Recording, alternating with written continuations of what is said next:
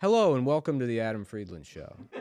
Uh, Was the camera on me or was it on him? I don't know. You fucked my intro up. I'm sorry. I'm joined today by Adam Friedland's friend, Nick Mullen. Here I am, Stavros Halkias. Yeah. In the flesh. Shit. Yeah. I thought you guys didn't associate anymore.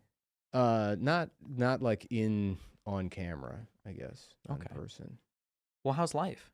Life's good. I had a great day today. Already? Yeah. It's like 1:40. There's like hardly any of the day that's happened. I've never been like a New Year's resolution guy, and I guess I'm not this year either, because it's always like, well, you're just not gonna fucking do the thing past like 3 weeks.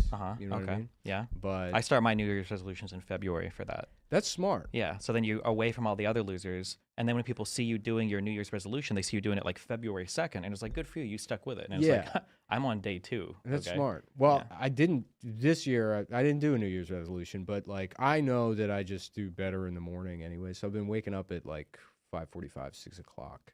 Damn. But those are the good. I'm happy in That's the morning. good. And then I go to bed at like 9:30. Okay. And so I walked to the gym, used the sauna, then walked home, had a bagel, and it's like I'm great. I don't think there's any science to back this up, but I read that every hour before like 12. Isn't reading science? Does it count as science? I think so. Yeah. think it's If moving to, somebody like- takes the time to write something down, that's science. I think that when it's like been a thing for long enough, it becomes common sense. Yeah, Like people right, call it okay. common sense. So that's common sense is reading. But every hour before 12 is like a magical hour. It's like if you go to sleep like before midnight, like every hour before, like if you go to sleep at like 10, that's amazing. And if you wake up at like 7 or 8 or 9, that's just like so good. I Yeah. start to collapse internally around 4 p.m. Okay. And if I'm up till like 2 a.m., it's like, oh, you got to kill yourself. This is. Jeez, that's a lot of pressure. Yeah, Okay. yeah. Good So pressure you wake to up get you at to sleep, I 6. guess, Yeah, huh? 5. During COVID, I was waking up at like 4:30 in the morning. What was your COVID life like? Not too much different, just less. I mean, I would go to. I don't really do anything. So yeah, I would like work out in my apartment and play Doom Eternal. I can't remember if that came out. That's my memory of it. Of COVID is Doom Eternal. Okay. You're like Yeah. a gamer. That's cool. All right. Sometimes I've been getting back into it. I've been really letting myself indulge. Okay. Yeah. What's the recent game you've played? What did I was just talking to him about. I played that game Control. They put that on like the PlayStation has like a streaming service, Okay. and it might be one of the worst games I ever played. Oh, I'm so sorry. Why is it Yeah. so horrible? It's very embarrassing. It's like even sitting there by myself to like hear what these characters are saying and what It's like they an care anime about. style game, or It's what? worse than that. Okay. It's like a Marvel what- movie. Yeah, it's like if a bully's idea of anime, if that became something, but it's like it's a female protagonist, which is fine. Yikes. Okay. Yeah. But like Probably trans, yeah. female protagonist by a guy that was probably like, you know what we should have? A female protagonist. So then it comes off as this like, it's just embarrassing, right? I wasn't prepared to like talk in detail about what makes it so, but it's like I was saying I never really like understood what cringe meant Mm-hmm. like exactly until playing this, where I'm like I just don't want to hear what they're saying. Yeah, I know what you mean. Yeah.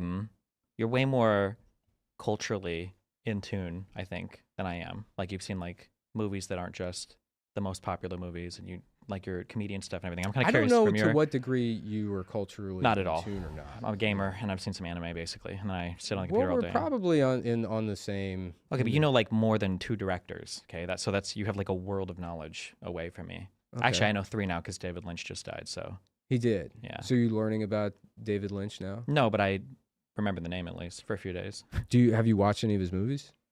Somehow, sometimes there'll be famous directors, and I'll be like, oh yeah, I've seen a lot of his stuff. I don't know if I've actually seen any David Lynch stuff. You know what you should start with is his Dune. Oh, okay, yeah. Yeah, I like it. He hated it, I think. Mm-hmm. And it is weird, but it's. Do you like Dune?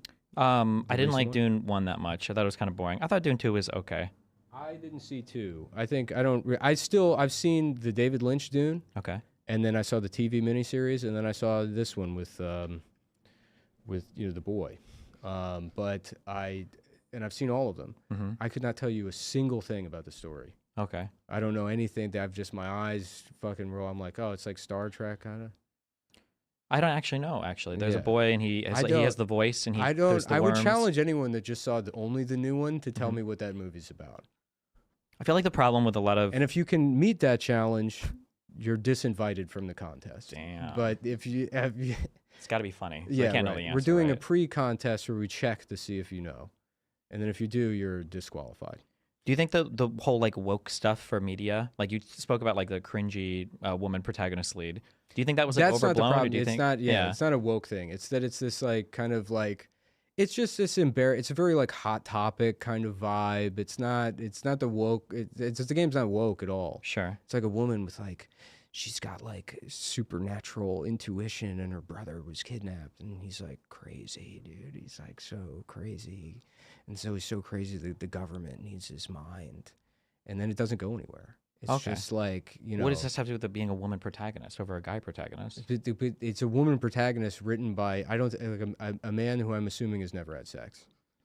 It's like a gay like. Is she bad at like writing, or what's like the indicator in the like, game you where it's know, like, wow, this is definitely not. You've always played games, right? Yeah. And maybe when you were 10, you would be like, wouldn't it be cool if my girlfriend played games also? If I had it, and you've never had a girlfriend. Okay. And then you become an adult, and if your girlfriend also plays video games, you're like, get the fuck away from me. Okay. You know, She's slowing you down, yeah. Yeah, well, not slowing me down. It's like, I don't want to do the same thing. Oh, okay. You have to have your own interests. You know what I mean? I understand what you're saying. Yeah, so it's like a fictional. I don't even know if that's really the problem. It's just very embarrassing. It gives me a very much like a hot topic, cringe. Like I'm twisted. You know what I mean? Like that kind of vibe, and that's what I hate about it. Okay. I'm saying okay, but I don't think I have any idea what you mean at all. Actually, no. God fucking damn it! I just dude. don't understand what you're all saying. Sucks. Okay. I don't it like. sucks. I didn't. Gotcha. It's cringy. It's poorly written. You know what you can't do to me is you can't ever ask why. Okay. Right. So if I That's say good. something, We're vibes. We're all vibing. We're about the vibes If I here, say yeah. something, right, and even if it's nonsense, you go totally. Totally. Okay. Right. Totally. Okay. If you say why, you come on, man. You're throwing fucking sand in the wrenches. Now you go Totally. Right, exactly. Okay. That analogy doesn't mean anything. What is that? What does that mean? Nothing. Right? Totally. I got you. Yeah, I right. understand what you mean Exactly. now we're on the same wavelength. Right. Yeah. That's jazz. That's jazz. That's jazz. That's jazz. Just random, go with the flow. Collateral, right? Sure. Great See, movie. now you That's made a it great make sense movie. for me. I Yes. just said that's jazz. I don't know what that means at all. Absolutely. But there we go. Okay. Wait, have you cool. seen Collateral?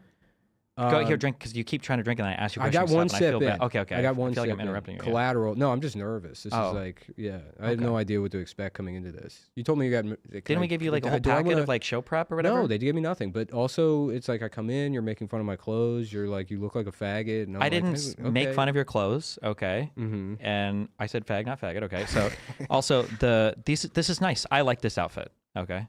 To be clear. It was the people behind the scenes who were like, can we actually put him on looking like that? And I'm like, no, he's fine, he's good. At clearance at Patagonia. Or not Oh, and it's Patagonia. North Face. It's North You do a lot of Face. snowboarding? No, none. Skiing? No, nothing. What I do a lot of is staying warm. And I got these at, what the fuck is it? Paragon Sports on clearance last spring. So they were like throwing them out. I got these for like $35. They're like $200 pants or something, I'm assuming. I'm assuming they're $500 pants. And I got them for almost nothing. That's an amazing savings. But then I just bought them, and so they were new. And, so I wanted to wear them. But it was already like close to April. So I was sweating pretty bad in the studio. And then I spilled an entire jar of paint all over red paint. And it splattered all over them. And I had to spend. What were you doing with the jar of red paint?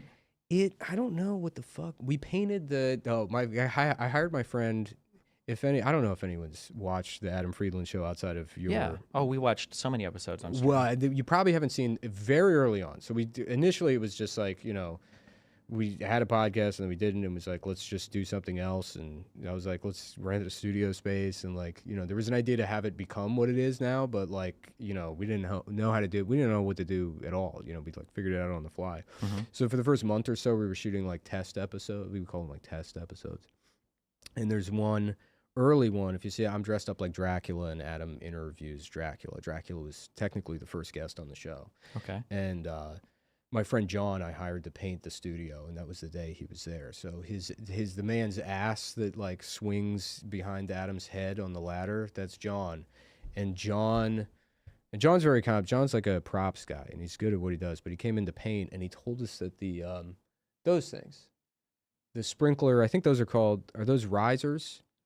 When sprinklers go laterally, when like fire suppression is, I don't know. Is it on risers? Are those like the no, things I that think hold it up? there's a name for when pipes go up and down, and there's okay. one for when they're just lateral. Okay. And now I see this one's painted red. And John said, "Oh, you have to paint those red. That's code." And then the landlord came in. He's from Ukraine, and he's why does that matter? Well, because you love Ukraine. Okay. I don't know. I thought maybe aren't you like a Ukraine guy? Sure. Okay. Awesome. Okay. I'm way more connected to this story now that you told me. Yeah. Right. Exactly. Okay, You're go like, ahead. oh, Yeah. I was waiting for it. Yeah. To get Okay. interesting. Now I know why. He's like, what do you paint? You can't paint this red. Those are the red. Only the ones up and down are red. This one, no. You got to do that all over again, right? So that's why we had the red painted, so that John could paint those. But he got like, there's like 2 pipes. And there's like 9 buckets. There's like all these extra buckets of red paint sitting around the Why weren't they office. already painted red? Did you install like a new fire suppression Because I don't system think in they the have studio? to be. I don't think it's code that they have to be painted red. I think only the ones in the hallway that go up and down have to be painted red. Okay, so the they whole just... room was white, I guess, and then we painted the walls black, and then the office hunter green. Is this a studio that I was in, or is this a different? Yeah, it was one you were in. Yeah. Then they let you paint that studio. Well, it's a commercial space. You can do whatever the fuck you want. Okay. Yeah, I think. I hope that's the rule. Well, if the Ukrainian landlord came in and he okayed it, then the it's probably building. fine. We put in like all that. What's that? If the Ukrainian landlord came in, he hates it. He hates anything that you do. What year was this? this? He's like, what is this? Did you do this? Why is what the plant's going to, the whole building going to turn into plant if you do this? Come on, stay, guys, right? you're crazy. Yeah, he's always doing this move, and he's got pointy shoes. He's got these like little, Santa Claus. Yeah, kinda. Yeah, he's got these little pointy shoes, and he goes, "Come on, you guys, you do this, fucking." And then he goes off. Is he like older, like 60s, or like? He's probably in his late 60s. Yeah. Okay. Yeah. Jeez. Nice guy. How long have you lived in New York for? 11 years. And that's the other thing too. And I say, okay. Okay. Because I feel like I'm boring you. And No, I'm listening. I'm captivated. Okay. Listening. Yeah. Well, I'm glad we can't see the chat. It's over here saying, why is he talking about No, they're pipes? spamming like, LOL, this is Why is he talking about funniest thing Why ever. is he talking about pipes right now? I don't.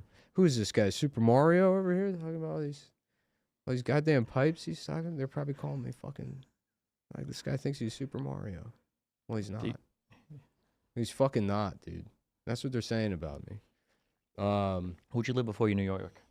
Well, no, I wanted to say this. Oh, you wanted to say something, yeah. Yeah, so my vague understanding of things is you're of New like, York. Or? Well, no. So you're like there's like so the Democrats need to get on the internet somehow, right? In vague terms, that's sort of what's vague. That's a very not your goal in particular, but that's something that's being considered. It's like Democrats are trying to figure out a new media out how to, strategy, something like that. Yeah. And you're involved in that. And something like that, yeah. And then, is this true or not? Because I don't want to put words in your mouth, but you do have, part of this beef with Hassan is like this, like, sort of fissure between the online liberals and the online leftists, which you see as being.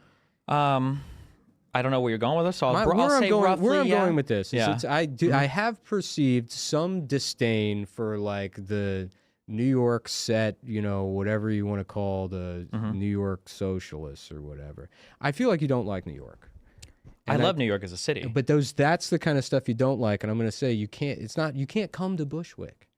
You can't come here and stay in Bushwick and be like, you're putting yourself in that position.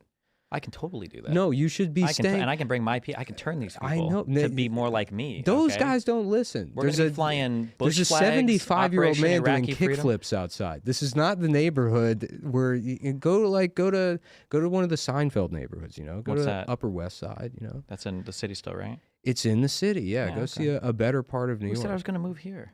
I didn't say you were going to move here. Well, why are you telling me I can't then? I didn't say no. I'm saying when you come to visit. Oh. If you have a negative perception of New York, don't come to Bushwick. I have a really positive perception of New York. Okay, then I was wrong. I like New York. Then I was wrong. My issue with a lot of the And Hassan doesn't even live here. Of course. This is my issue with the political people, okay? Is it like people on the right will hate everything. They'll hate America, the system, the government, whatever. But they love hats. Everything. They do like and hats. that's relatable. But more importantly, they like voting. Yeah. And people on the left will hate everything. They'll be like, this is why we're not going to vote for either of them. And it's like, well, okay, this isn't working. I think that's my big issue. Is that they don't vote. Yeah. So if they voted, if Hassan said every single thing the exact same, but he was like, we got to vote for the Dems in the election, then I'd be like, okay, fine, fuck it. Mm-hmm. I still disagree with a lot of what he says, but I'd be like 1,000 times more okay with it. You think he didn't vote? No. Yeah, that's probably right. Yeah. I guess. But this time it was like, what, genocide versus abortion or whatever? Well, it would have been genocide versus genocide plus abortion and everything else if you think it's genocide. Because it's not like Trump's going to be better on it, right?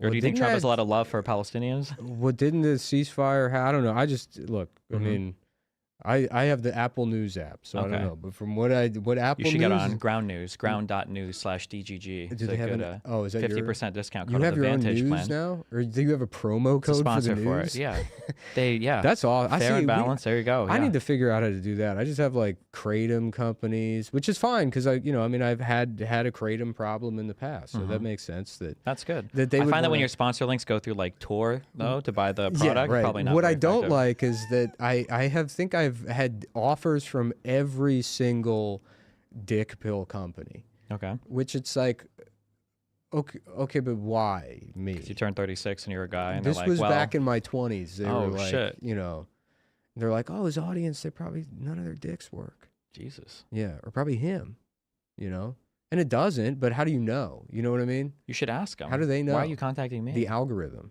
Oh. That's why. That's Well, now that's, not the algorithm. Now it's bro. now it's I wish AI, Marianne right? was here already. She's on her way. I don't know anything about her, but I would just love to be like, isn't the real enemy the fucking algorithm? And she would be like, fuck yeah, it is. Fucking A, dude. Yeah. I like when my enemies are like impossible to identify, so I can just rage against the world and not do anything about it. The algorithm? Yeah. Yeah. Is that even an enemy? I don't even know what that is. I say it all. Nobody seems to. I had like a 30-minute conversation about the algorithm the other day with like 3 people. And then at the end, I'm like, do any of us know what that means? You know, like in and then we the- all we know, not a single word was said. We just separated. It's like the man. Kind of. Yeah, it is Yeah. like the man. Yeah. Yeah. Except now the man's a fucking robot. Yeah. Yeah. Still controlled by men though, like Trump. Yeah. So, but Trump's not the algorithm. Nobody controls it. Yeah. So Do you we should think vote he against him, uses yeah. computers and stuff? He's He's such an 80s guy. I imagine that he's got like a Bloomberg terminal, but like not. I don't see him using technology other than like a vending machine. I feel like for people in that area, it's hard to He tell. just has a lot of like gold pens. Yeah, I don't know like how much they actually engage with anything. Like I don't know how much is like an act or like. Has is this anyone guy seen really my dumb? gold pen? And then he just writes down. Sorry, I'm cutting you off. No, yeah. No. That's not even a good Trump impression. I do probably the worst one. Well, I feel like of all the impressions you could practice, it would be. You've had like 8 years. Yeah. Well, I've never practiced an impression. It's like sometimes you just like surprise yourself and you do one. Like you're in the car. And for me, it's always been ones that it's like people that I kind of already sound like. Like I had a Tucker Carlson one that went, we have the same voice, I think. Do you have the He same? just said, we have a very similar voice. It's not hard for me to, it's just, you have a similar cadence. Too. yeah, well, no, that's me doing his cadence. Oh, but I okay, think okay, that okay, we have the same box. Maybe, yeah, close enough. Yeah. You know what I mean? Yeah. I would love to do. You should do his show, dude. I don't think he would ever have me on. Whatever but is like, I'd love to. Whatever his like denim sauna is that he has now as a podcast. What is a denim sauna? I think that's the name of the show. It's Tucker's Denim Sauna, and he brings people in, and he wears like a denim suit, and they're in a sauna, Okay. and he's got a TV behind him, and the sun's. Are you on. talking about like the cabin that they're in? Is that a cabin? I assumed it was like a cabin. I thought it was supposed to be the sauna from Challengers. Oh shit! Yeah. Another pop culture reference that I don't I'm get. sorry. Yeah. Oh my god! What is Yeah. Challengers? Challengers is a tennis movie that came out last year. Oh, That's just sort of, it looks gay, but it isn't. is that what you tell everybody? Well, kind of. Yeah, sort of. And I don't know. It's weird. It's almost like, I don't know who made the movie, but you would think that would get called out for being like not stolen valor, but appropriation. I think we've moved. I think gay people are like normal enough now that we don't really factor them in anymore. Yeah, but if anything is like stealing from gay, because everything does ultimately. Yeah, but isn't the almost thing, all like- culture goes back to Paris is Burning. Specifically, it's pretty I crazy. don't know much about that, but weren't the gays accused of stealing from like black culture? But that's what I mean. It was like black men to black women to gay men. right. to- But that's yeah. that's the Paris is Burning kind of.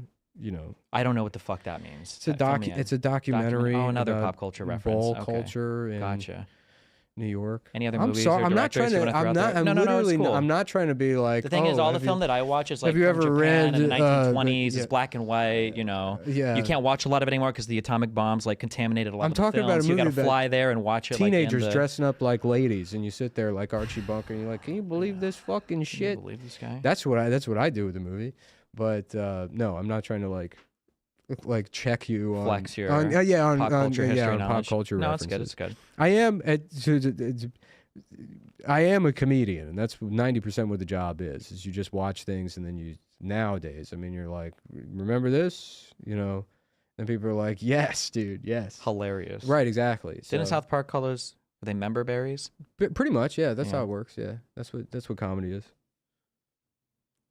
What What? do you think? It's what? a job. Yeah, I agree with you. It's a living. Remember that from the Flintstones? The bird, laugh. Oh, Laugh, yeah, laugh, 'cause you laugh, always laugh, do laugh. that. The Oh, shit. Flintstones bird. We all remember the Yeah, Flintstones yeah. bird. See? That's how it works. Hilarious. Yeah. Okay. Is this real? What is this? Is it real? What do you mean? As in, what, Is it is a an real illusion? plant or is it a Are you plastic? asking if it's like a living, breathing? It's real. It's not. You can see it. It's not like a 3D fucking projected image. Okay. Well, hold on. We could be in the Matrix. Oh, I remember the Matrix. You Yeah, did it again. The but- reference. Yeah. We could be in the Matrix. Okay. Do you disagree with that? We could be. Okay. Yeah. Well, you better save that energy for Marianne, because I don't think she would be happy to find out That she's in the Matrix. That I think we could be. you don't think that it's even a possibility. Of course, I think it's a possibility. Well, then how can you tell me with certainty? You know that's not even the question that I'm asking. I'm What's the asking question if you're I'm asking if it's a real plant. You know I'm asking that. I don't. You showed up in a fucking What does- Alaskan how- Inuit hat and Because I have intention. okay. Well, maybe the intention is to ask me bizarre. No, I what put happened these is you would have said, clothes "Is this on- I real?" put- And I would say, "No, it's fake." And you I go, put "Really?" these Because I can clothes touch on it. And you would 6 have weeks fucked me. ago, Yeah. and I haven't changed them because I said these are the clothes that I want to wear, right?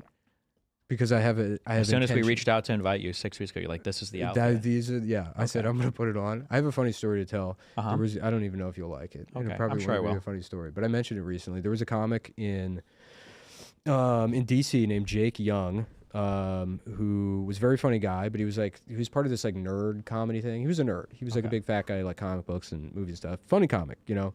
But he got an opportunity to open for Brian Posehn. You probably don't know who that is. He's Patton Oswalt's like Ernie to Patton's Bert, essentially. gotcha. So he's like this big guy. They had a thing together called the Comedians of Comedy, and Jake, this was a big opportunity for Jake to open for Brian Posehn, and he knew that Brian Posehn liked smoking weed, and Jake didn't smoke weed, so he went to our friend Jordan, and he was like, this was like a month before the show. He's like, can you roll me a joint so that when I'm in the green room with Brian Posehn, I can be like, oh, you don't happen to want to smoke a joint, do you? You know, and pull out a joint. And so Jordan's like, yeah, sure. And like Jake was like, really? And he's like, yeah, of course. And he's like, great. And then Jordan's like, well, you meant like right now? And he's like, well, yeah. And then I would just hold on to it. So he had Jordan roll him a joint a month in advance, right? The Brian Posehn joint. And he held on to the joint. And he held on to it for like 3 weeks. And then one night, Jordan and Jake, they went to go see Wall-E. Right. And Jordan tells him, he's like, Jake, you just plan to just hand him a joint and then not smoke it yourself? You know, like that would be weird. He's like, you should smoke weed. And then so Jake's like, oh, God damn, you're right. I didn't even think about that. So he like pops his cherry and he smokes the Brian Posehn joint at Wall-E, which you know what Wall-E is, right? Yeah, the Pixar movie. Okay, right. Yeah. With the robot. Yeah, right. I got that one. Don't worry. And then he had to run out of the theater because he thought the people next to them were texting the police that he was high, and he was 28 at the time. It was the first time he'd ever smoked or something? Yeah, it was the first time, but he smoked his special Brian Posehn joint. And I guess that relates to you mentioning that I picked out my outfit 6 weeks before. Jesus. Yeah. What a So, okay, what a all right. relational story. Okay. Yeah, I don't know. I think it's charming. Did he ruin I his think like it's- reputation I with think the it's guy, or sweet. did People they like Wall-E. end up getting along afterwards, or was I it like don't a cute... even remember what happened. I just remember thinking it was so funny that he had to leave Wall-E because he thought people were texting the police that he was high. I mean, that's pretty funny to me. Do you smoke a lot of weed? I don't. Yeah, Oh. no, I don't really do anything anymore. A lot of Except green playing the tea. Control on the Switch or PlayStation or whatever, huh? Yes, that. Yeah, I play games. I read. I watch movies. I ride the exercise bike. That's been a big thing. That's part of the waking up early. Is I've been trying to. You have an Apple Watch, right? Yeah. Yeah, right. So you get you probably, I would be shocked. I don't even want to know this information because it would upset me. But does it tell you your cardio fitness is low? That's personal health information. I don't release that. I'll tell you off. Okay, well, my watch is like, you're dying. Like, it just Yeah. tells me that all the time. So I'm trying to. Get your cardio up. Yeah, right. So I go for walks and I try to, get my heart rate down and my pace up and stuff. And yeah. Which I've never really done before. I thought about the other day, I'm like, because I've never gone for a run. I don't think once in my life, ever. Maybe once or twice, And I was Just like, the exercise bike. Well, the exercise bike is new, but it was like, maybe I should start running, And I think I just approached it the wrong way because I'm an idiot, right? So like anytime the 1 or 2 times I've tried to run, I'm like, you go outside and you run as fast as possible until you're out of breath and then you take a cab home. And it's like, that's not the way. That's like impressive to fuck up running that hard. Yeah. I feel like we've been doing it for like hundreds of thousands Oh of well, years. yeah. My in my mind, the way you get better at like any type of cardio Is is by taking a cab at the end of it. well, you go as hard as you can, and then the next time, but then you're just going to exhaust yourself, which obviously is probably intuitive to a lot of people. But yeah, you can start running by just going slow as shit. Yeah, Yeah. for sure. Are you gonna do any more stand up?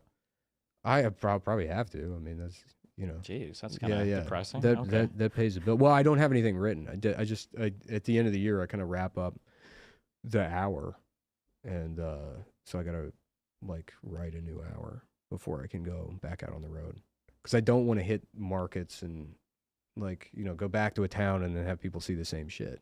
Okay. Yeah. So you have an hour right now that you currently perform? No, or- I'm done. I okay. toured all last year on like basically the same group of ideas. So I got to figure something else out, which would require. That's the other problem is like stand up's only at night. I told my agents, if you can figure out how to put together, I don't care if I made like 12 grand a year doing it. But if you could put together a tour where all the shows or are like at 2 p.m. 10:30 in the morning. Get people, I'll do fucking AA meetings. I don't care. But like get it out of the way in the beginning of the day. That would be a dream come true. Do you have like a dream venue you want to do stand up in That that you haven't been able to? No, I mean, the comedy clubs, they kind of figured out the formula for what makes a good comedy club in the 1980s. Like, the best clubs are, and every comic says this, it's like, oh, smaller, more intimate stuff, but like Side Splitters in Tampa, that club's like perfect. That's it. It's just Side Splitters, I'd say. No, the Hyenas in Fort Worth, that's a great club. Are these all places you performed in before? Mhm. or- Yeah, yeah. When you're writing like a new hour's worth of material, I'm curious as your life slows down, not to say that that's what's happened to you. Do you find it hard to like talk about stuff more or? No, because it's like, I mean, and then maybe I could just be lazy, but it's like really the more you do stand up, the less it's like a discrete process of writing and performing. You have to learn how to like kind of synthesize the two. So writing a new hour is just going up on stage and bombing over it and not having anything to say until there's like one thing here, and then you kind of just like piece it together. And then after like a weekend or two, you have generally an hour that you can say, and then you figure out how to make it funnier as like the year goes on. Is it just you, or do you ever get like feedback from comic friends, or you just No, kinda, like, go by that the kind of audience stuff is and- all like, you do that when you're like younger, I'd say, but I don't know any like, like comics that have been doing it 15, 20 years that like sit down and write with friends or get feedback from friends or any of that stuff. Maybe, I don't think anybody does that. Besides the stand-up stuff, are you doing anything besides the production stuff on the Adam Friedland show, or? No, and that's the other thing. I mean, I'm at sort of a crossroads, I guess, in my career. I got to figure out what's next, and then I don't really have anything to offer people outside of that. Like, I would love to get in on whatever this is, where the Democrats are like, You're in on it right now, dude. I know, but if the Democrats were coming to me and they're like, you have to tell us about this game Control and the Brian Posehn joint, I would be like, maybe we'll see. You have to balance it out with all your other big media I will connections. be needing some $1,000, please, or whatever Marianne Williamson is paying Yeah. you, Whatever you're being paid for by notorious Zionist Marianne Williamson. Yeah, George Soros, I think, covers most of this. But does anybody know that guy? Does he have any friends? Is it like, is he Soros? getting calls in the middle of the day from like Bert, his best friend? He's like, can you see what these motherfuckers are saying about you? And he's like, just forget about it, Bert. Who gives a shit? I really don't know. Who is George Soros? That's Who a good the fuck question. is that? And it's very frustrating too, because like people talk about, It's just Elon some is like the g- new Soros. Like, where the fuck is this? But Soros you money see at? Elon Like, all the yeah, I fucking know, time. We all everywhere, yeah. intimately know how much this guy sucks or doesn't, whatever your opinion of him is, right? yeah. I know fucking nothing about George Soros. I feel like he went to like the World Economic Forum. How once much and said I hear something, his and then- name, I should yeah, know what his penis looks like at this point. At least. How often I've heard the name George Soros? Who is he? I know he made one deal. He bet against the British pound or the sterling or something like that, right? That's where he made all his money. I don't know. One big gamble. That's it. That's I the have only no thing. clue. Okay. I just know I don't see any of his shit anywhere, which is very frustrating. We need a George Soros But what is right his now. shit? That's what I mean. What is his I shit? think it's like philanthropy and like worldwide shit or something. Yeah. Yeah. I thought he was an investor that like he bet right one time, and now he's like, yes, let's fucking do George Floyd or whatever the fuck. Yeah.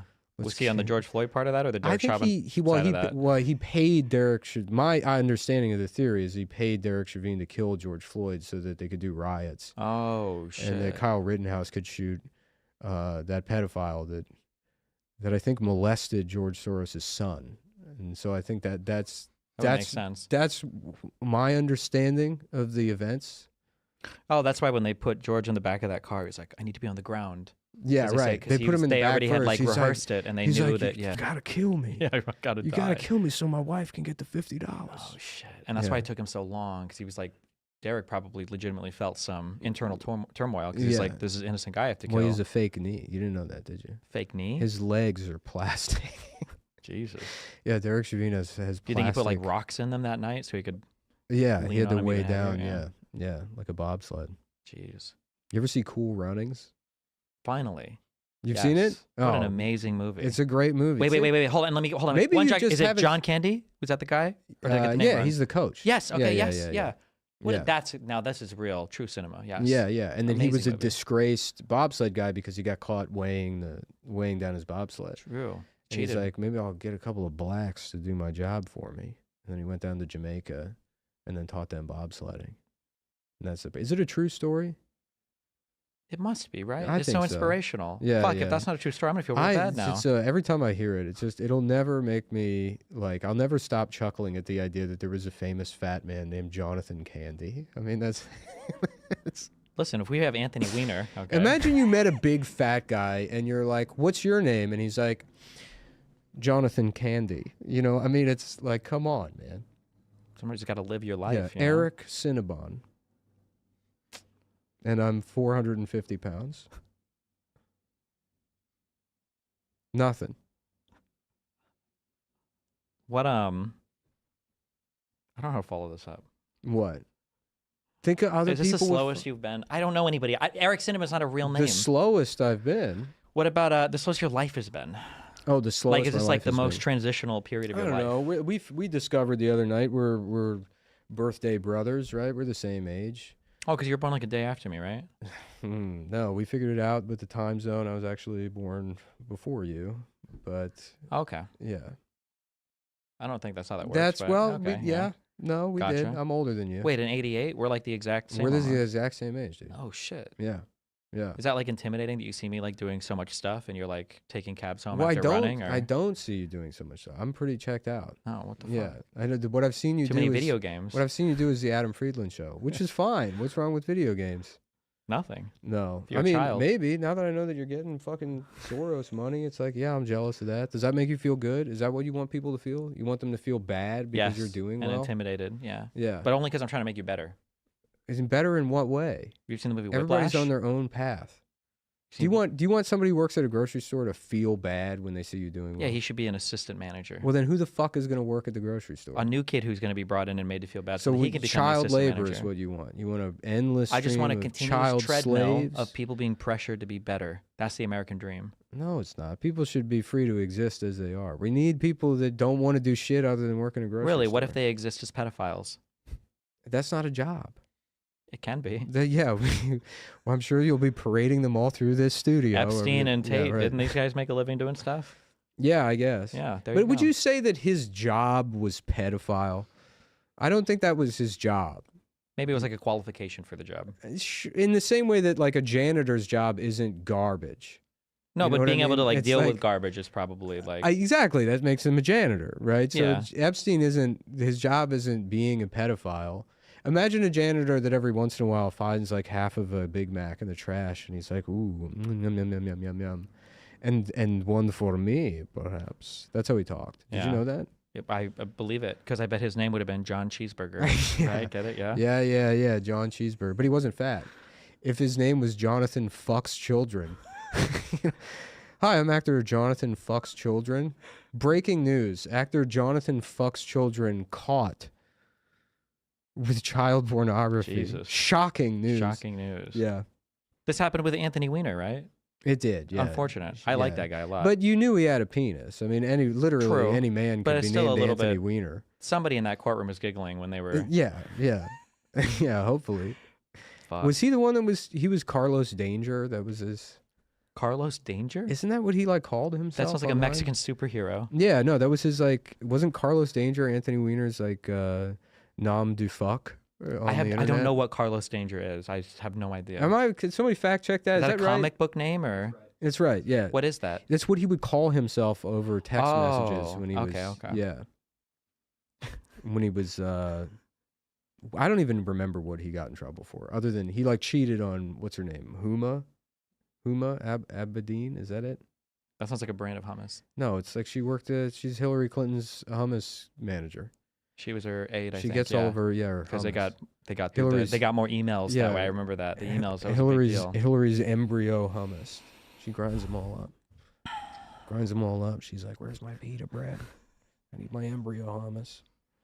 Hey, have you seen a movie called? I can't be saying these things on your show, man. I'm gonna You can say blow it whatever for you want, with the dude. You're Democrats. fine. Don't worry. We're trying They're to- in transit right now, so See, she's not watching. this is the difference. It's Yeah. like I see you doing well, and I'm like, how can I help? And I can't. I can only make things worse, right? But in my heart, what I want to do is help. That's this the is difference. endurance training. I for don't me. want It's good, people. Okay. Yeah, I don't want This is people. fine. What does that mean? It's endurance training. Like if I can survive this, What? like I'm Come good on, to go. man. That's What do good, I? man. What do I need to do I'm for you to running have as a good fast time? as I can to the end of the block, and Marianne is my cab ride back. That's what we're doing right now. Okay. All right. I'm sorry. No, you're fine. I'm sorry. I'm Shut up! Don't apologize. Now I'm you make me feel like an fucking asshole. blown. Like I'm bullying you. Well, you're an asshole if you want the people who don't have, I thought you said an you had a lot. illustrious streaming career. Working No, on I got the- going to the sauna. I got fucking. People can hear you in all of the Adam Friedland videos laughing in the background sometimes, right? Yeah. Well, sometimes I was actually only there. That was the first one I went to in a while. Oh, I'm so honored. Yeah. I think. Why'd that you come one, to and I mine? went to the Tom Fontana one, which will probably never come out. You didn't go to the Cuomo one? I was out of town. Oh shit! Yeah, I would've no, been I wasn't there for So that. mad. What the fuck? How did you guys get him? We had a talent booker for a while. So when we first started the show, it's funny because it's like things kind of what we set out to do initially, we put all the pieces in place right away. But then things kind of like fell apart. The main thing was like, yeah, I don't want to. The talent booker did kind of fuck us to a certain degree. But And then having to do all the red painting on the risers. the red paint. and Well, everything, that part was fun, dude. Yeah. Yeah, it's fun to get your, The get your Ukrainian hands, Santa Claus get your hands guy. covered in. Yeah, that Yeah. guy. Okay, so you had a talent booker. It fell We had a apart, talent booker. But So the talent booker, we paid a lot of money to the talent booker. It's like it's a big talent booking firm. okay. And so they got us Cuomo, they got us Neil deGrasse Tyson, and then that was it. Out of like a pretty big, I think maybe one other. They got us Tom Fontana, which was who I suggest. one? I was like, oh, you should do Tom Fontana. That'd be fun. And then I don't think Adam will ever release that interview. What the fuck? Well, Wait, am I allowed to ask? he only had 30. He was only there 30 minutes, and like Adam, I don't think really knew who 30 he was. minutes, Yeah, damn. they got Ernie Hudson also. Where is the fans want to know? Mm-hmm. Where is the Hassan episode? Well, you would know this. It's Adam Adam edits his stuff. They're his interviews and he crafts the narrative. But He edited himself? well, a guy edits and he Okay, stands there Close vaping enough, and he okay. goes, like fucking. He goes, he loves words. Adam loves he'll hear a word he'll Okay. pick up a technical jargon. That's what he loves, his Okay. jargon. So he'll go J cut, and then people are like, what the fuck are you talking? He heard someone say J cut it. He loves saying radio edit. He's like, we're going to do a radio pass on it first. Okay, all right. You know? But no, I think like a hefty chunk of the labor is taking out all of the vaping. Because Adam doesn't want his dad to see him vaping. And then he'll like. So it's taking, wasn't this like a year old? I don't know when they. It's taking that long to cut vaping out? Well, then they moved on to, they did yours, and I think he shot some other. I don't know. Jesus. Okay. For the last 2 years, what this has been is like, I have my like gay little art projects that I want to do, you know, and so I just insert those into this because there's no place for them otherwise, and it's basically been embezzlement by me to do like not even sketches, but just shoot weird things. And now that's probably come to an end, I guess. But why do you say that? Well, I told you before. because I don't think it would be fair going on beyond this point. I Fuck think that. I'm hamstringing. You just take. Be a taker. I told you when my audience we were watching the Cuomo episode that it was really funny because it was like split where half of them were like, skip this gay shit. This is the worst thing I've ever seen. And the other half were like, you can't skip it. This is the most ballet. important stuff. Yeah, At the beginning of The answer is neither. It's like I had an idea and I wanted to do something. You know, Well, it's still cool. I like it. I respect it. Yeah. To be experimental, you got your cool little lenses and your 4x3 whatever shots. 4:3. Like, Yeah, 4:3. Which I guess it's like people thought that was because movies used to be in 4:3, but it's like what I wanted to do was, you know, I mean, we built the joke was like we would go on shows and I would say like we're doing a talk show like no one's ever seen before, and then it premieres and it's just the set of the longest running talk show that has ever been on TV, right? So that's why it's like the dick cap. It was the joke in and of itself, right? Okay. And so, but I wanted 4:3 because I was, you know, it was broadcast on TV, so it's 4:3 and shoot it at 30 frames per second or whatever. I think TV is like isn't it like 23.94 or 29.97? 29.97, yeah. Yeah. Okay. Yeah. So you're still doing? Do you want to be in? Would you want to be involved with that if you're not getting to do your cool art projects anymore? Like, well, I don't. There's no real capacity for me to, you know. There's nothing for me to do. You know what I mean? Okay. Yeah. Well, that's depressing. Yeah. Well, that's all right. It's fine. Are you just gonna remove yourself from it? I mean, it's yet to be seen, I guess, but I mean, essentially, yeah. I mean, like, yeah, like if I were to continue, you know, like, hey, we have to do this thing. It's like it doesn't add it. It doesn't like as far as like, you know, especially on the internet. It's like you gotta, you know how it is. You gotta fucking like you constantly have to be streaming and putting stuff out and like doing stuff, and that's not really the way, or at least in terms of those contributions, how it'll ever really work. You know, it's like I kind of like to just how I've ever done anything is I sit around doing fucking nothing forever, and then every once in a while I'm like, oh, how about this? And then I'll do something, you know, and then maybe that'll happen 5 times in 6 months, and then maybe it won't happen for a year. I need to go back and like, I used to have these long periods. I would almost call it like soaking, where I would just consume, you know, media or whatever. I'd read, I'd watch movies, I'd draw, I'd do nothing. And then, you know, then if I wanted to do something, I would. But like, I don't really, I mean, podcasting was easy because it was just a conversation, but I don't like anything outside of that. I don't think I could really do as a, you know, like a content creator beholden to a schedule. Do you feel like when you look at like how YouTube and pre-YouTube used to be, where it's just like a bunch of people who were kind of like, I just want to throw wacky shit online and see what works, as opposed to like the commercialized, whatever, you know, environment we live in now. Do you think that like something has been lost? Do you think it's better, worse, just different? How do you view it? I'm really the wrong guy to ask because I'm not a YouTube guy. Like I was never on YouTube really. Like I didn't never consumed any internet content. Well, no, I mean I was on the internet when I was younger, but I would like you're talking about like being on like IRC, you know. Okay. I mean I'd be in like fucking chat rooms and stuff. When YouTube became a thing, I just never really gravitated towards YouTube. So I wasn't like even, you know, and I don't say this in the way you would, where it would be like a biting comment to be mean, but like, you're about to say the meanest thing. No, ever. I'm not really familiar with like the stuff that you do at large or like what streaming, like I told you. Why do you think I would say that to be mean?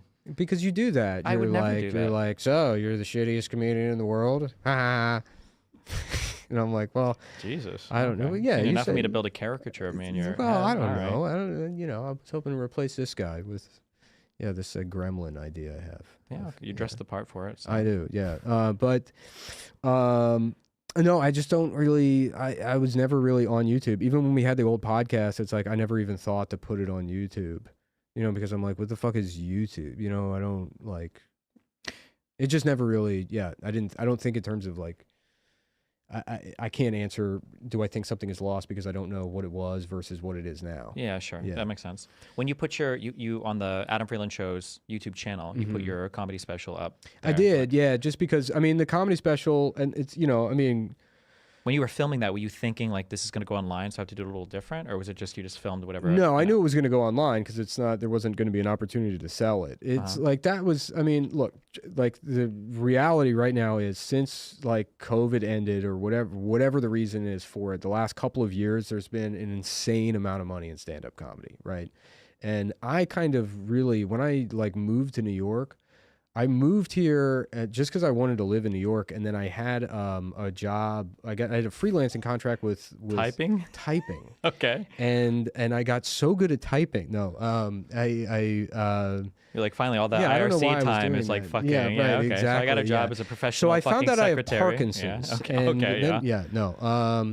I had a freelancing contract with. Do you remember the website Thought Catalog? It was like a bad THOT or THOU? THOUGHT. No, I don't know. It was a bad website that I had an ex-girlfriend that loved, and then she broke up with me. So I spitefully made a parody of Thought Catalog.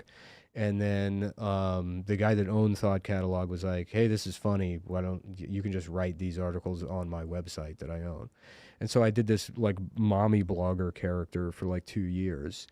And this was when I moved to New York. I moved here and I initially tried to go find a job, which the only way I've ever done that is by just going and like knocking on doors. And it was like right around the time where you can't do that anymore. You have to apply online and stuff. So at the time I was limited to like 6 articles a month. That was the contract they gave me. And it was like, you know, I'd moved here. I was living in a small room in Chinatown. There was a acupuncturist, and the whole back of the floor was like cubicles basically that, you know, you could live in for like $300 a month. So it was like the second of the month. It was like a blizzard. I had walked around and couldn't find, like, I'm like, I don't know how to fucking find a job anymore, you know? And I was like, let me just get my articles written for the month, you know, now. So I know I have that $600 at least. And so in 2 days I just wrote, you know, they're just dumb, like parody, like, haha, what if a drunk mommy blogger you know, it's like listicle, stuff like that. And 1 or 2 of them did well enough, like they got enough traction that the guy that owned the company brought me in, and he was like, look, we'll just give you carte blanche, do whatever the fuck you want. There's no cap on it. So then, like, as soon as I moved here, it was like I'd wake up in the morning, and at the time back then, like, you know, 5 a.m., and then I'd write, I'd get my article off. I didn't have an internet in that place, so I'd write it, and then I would go to Dunkin' Donuts and send it off. You didn't have this was during COVID. No, this is like 2013. Oh, this is way earlier. Okay. Oh yeah, this is So then, I'd send it off, and then it's still weird you didn't have internet in 2013, but okay. We didn't have internet in that. You know. Wait, real quick. When did Cumtown start? Either 2016 or 2017. I want to say 2016. Okay. Because I remember it was around the same time Chapo did. Yeah, I think we both. I'm gonna be honest, as not consumer of much of any of that. Chapo and Cumtown they still occupy like the same space in my mind. Well, they occupied the same physical space. Did they shoot in the same studio? Look, this is what frustrates me. Okay. And I don't know, maybe it's just my perception of things, but like I don't think I've ever once used, let alone described myself as like a dirtbag left. And like even Cumtown even being political in any way, it was like that all just stemmed from like, you know, we're in the same, like these are my roommates. You know what I mean? Which, like, regardless of what my opinion, it's explicitly just a stupid podcast. You know, it's like about being as dumb as possible, you know, with your friends. But yeah, it did get that, like, for whatever reason. Yeah, I don't know, being in Brooklyn and part of the same social circle around the same time. It's like, remember there was that guy, Jeff Stein. Oh. Jay Stein Vox. He's at the Washington Post now, but okay. He wrote some article that was like, we got a problem with misogyny on the left. He wrote this article for it's like talking about, oh, we got to talk about Cometown. It's like, who the fuck? You're going to show this to your mom? You're like, your mom's like, you're right. We got a problem with Stav. We have a big problem with Stav saying his penis is small on the left and how that alienates. Like, what the fuck are you talking about? And then we ran into that guy in D.C. Okay. We saw him. Randomly? Yeah, randomly. You hunted him down, absolutely. You probably got his itinerary. I did. I hunted him down. And you're like, so we, in the back of an Applebee's, we just happened to sit at the same table How as this dare guy. you say there's no room for me on the left? Yeah. Yeah, no, he was outside the Florida Avenue Grill. And then it was very bizarre because he was like, as soon as we saw him, we were like, oh, Jay Steinfeld. We thought the article was funny. How the fuck did you even know what he looked like? Because he had his profile pics. Yeah, he posted, and you click through, and you're like, I want to remember this motherfucker. If I ever see him in real life. You would remember his face. Trust me. If you saw this guy's face, you would remember his face. He has a very unfortunate profile pic. He's actually, he's much more handsome in real life. He has a big nose, but in his profile picture, it's one of those noses that like pushes his lip down and covers his teeth. Okay. So it's like, Jesus. Yeah. Like a Mr. Potato Head, but okay. Kind of, yeah. It's like, you know, the beginning where you can pull Mario's fucking nose down or that sort of thing. Okay. But then in profile, it's not as bad. That's what I remember. But we saw him. So you guys jumped him in real life, and then we didn't jump him. We saw him. We were like, oh, Jay Stein Vox. We're like, can we get a picture? He's like, oh no, I'm sorry. He's like being apologetic, like. You know, it's like we're not like, you know, yeah. You probably thought we're couple. You a dirtbag leftist. You guys are talking about small dicks. Yeah, these probably guys beat the shit out of somebody, right? They're gonna kick my ass. Guy with a small dick has nothing to lose. Right, exactly. It's like a Patrick Swayze character, I would imagine. I've heard of that name before. Yeah. Yeah. Totally. Guy with a small dick, nothing to lose. He'll kick your ass because what does it matter? Do you think your next online, or do you think your next 1 hour special is gonna go online? No, I don't know. You don't know? I don't know if I did. I had a lot of fun doing stand-up in the last year, and I was doing like an hour that I know that would not tape well. Okay. Yeah. Like, just doesn't translate well? You think you'd get in trouble? No. Okay, It just wouldn't translate well to video. I'm curious, do you get irritated if do you want to be like known for something? Like if somebody comes up to you and they're like, oh, you were like the Cometown guy, as opposed to like the guy that does stand-up. You're like, fuck, I've done like better. You don't care? No, yeah. Okay. Yeah. No, I just want to be happy. That's such a vague, boring. Why not go do heroin? Well, because in the end, it doesn't make you happy. I mean, that's life, right? Yeah. I mean, that's why I did kratom, and maybe I will do kratom sometimes. I've got another gum surgery coming up. I'll be on Percocet for that week. Gee, well, good luck. And that will make me happy. There you go. You can't do Percocet every day, right? You absolutely can until you die. Yeah. You can do Percocet for the rest of your life. It may be vague, and it is stupid, and it's bullshit, but it's also true. What? Just wanting to be happy. Oh, yeah. Yeah. I feel like when it's too vague, it's like. But it's not. You know what? It's not vague. Maybe the path there is vague. Yeah. But as a goal, it's not vague at all. You know what I mean? Totally. Thank you. Good. Thanks. Okay. Our stand-up that just materializes by bombing a ton. Do you warn people? Like when you go into a club, you're like, hey, I have to do like by the end of the year, this is going to be really funny. But you guys are like my first trial. You don't even really run. have to warn people. I mean, it's like and that's why it's like, you know, nice to do at a club, because clubs are like, you know, the tickets are $20. It's like fucking, you know, sometimes they have a 2-drink minimum, but you go out and you get drunk, and then, you know, it's like it's just supposed to be like a good time, and people are there to have a good time. So you can get away with, I call it like buffoonery, I guess, on stage in a lot of clubs. There's some clubs that are very much a skill check, and like you can't do that there. I would say maybe it's more towns than clubs. Okay. Like San Francisco, I would say, and Boston too.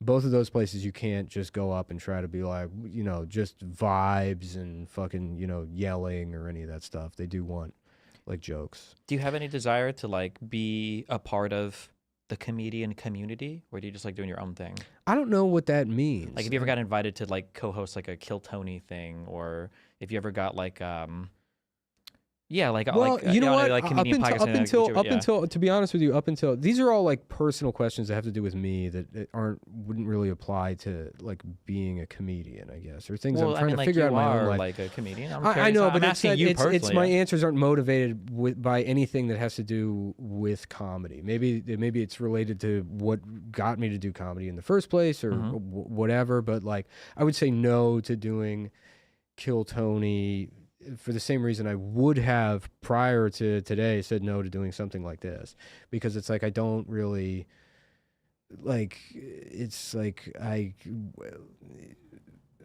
don't know. It's hard for me to explain. And these are like feelings that I've been trying to like figure out in my own head, like honestly in the last like 6 months, you know. Like out of like your comfort zone, or something you feel like you'd excel at? Or Yeah, well, like that's a good way of putting it. It's a comfort zone, and it's not even really excelling at it. It's like I've spent most of my life being motivated by fear, right? And like I've done a lot of things that would seem like they were motivated by like desire or ambition or something, but it's always felt like I've been running away from myself towards like something different, right? And then luckily it just worked out that eventually it was like podcasting or stand up or something. When you say that, hold on, when you say fear, what do you mean by that? Like just like I don't know, like fear of like having to spend time with myself. These are things. I also don't go to therapy, so I don't know the right way to describe what these emotions are. Okay. You know what I mean? But I guess, yeah, to answer the question, and it wouldn't be being part of the comedy community, but yeah, fuck it, I do kill Tony. Why not? You know? Well, cool. You just changed your answer in like 20 seconds. But so I'm saying up until the same way that, like, you know, 6 months ago I said no to doing this because it's like I don't really know what's expected of me. It's like is something expected of me? Is there something that people want that I don't know how to do? You know what I mean? Like I know exactly what you mean. Yeah. Do you like read comments, or so like you said for stand up you don't talk to other comedians. You have the immediate feedback obviously of the audience. You have but like how do you know well, I don't, you know, no, it's like, it's funny because I have pretty limited exposure to comments just because I like pay somebody to run my Instagram and stuff. And I'm not like on there.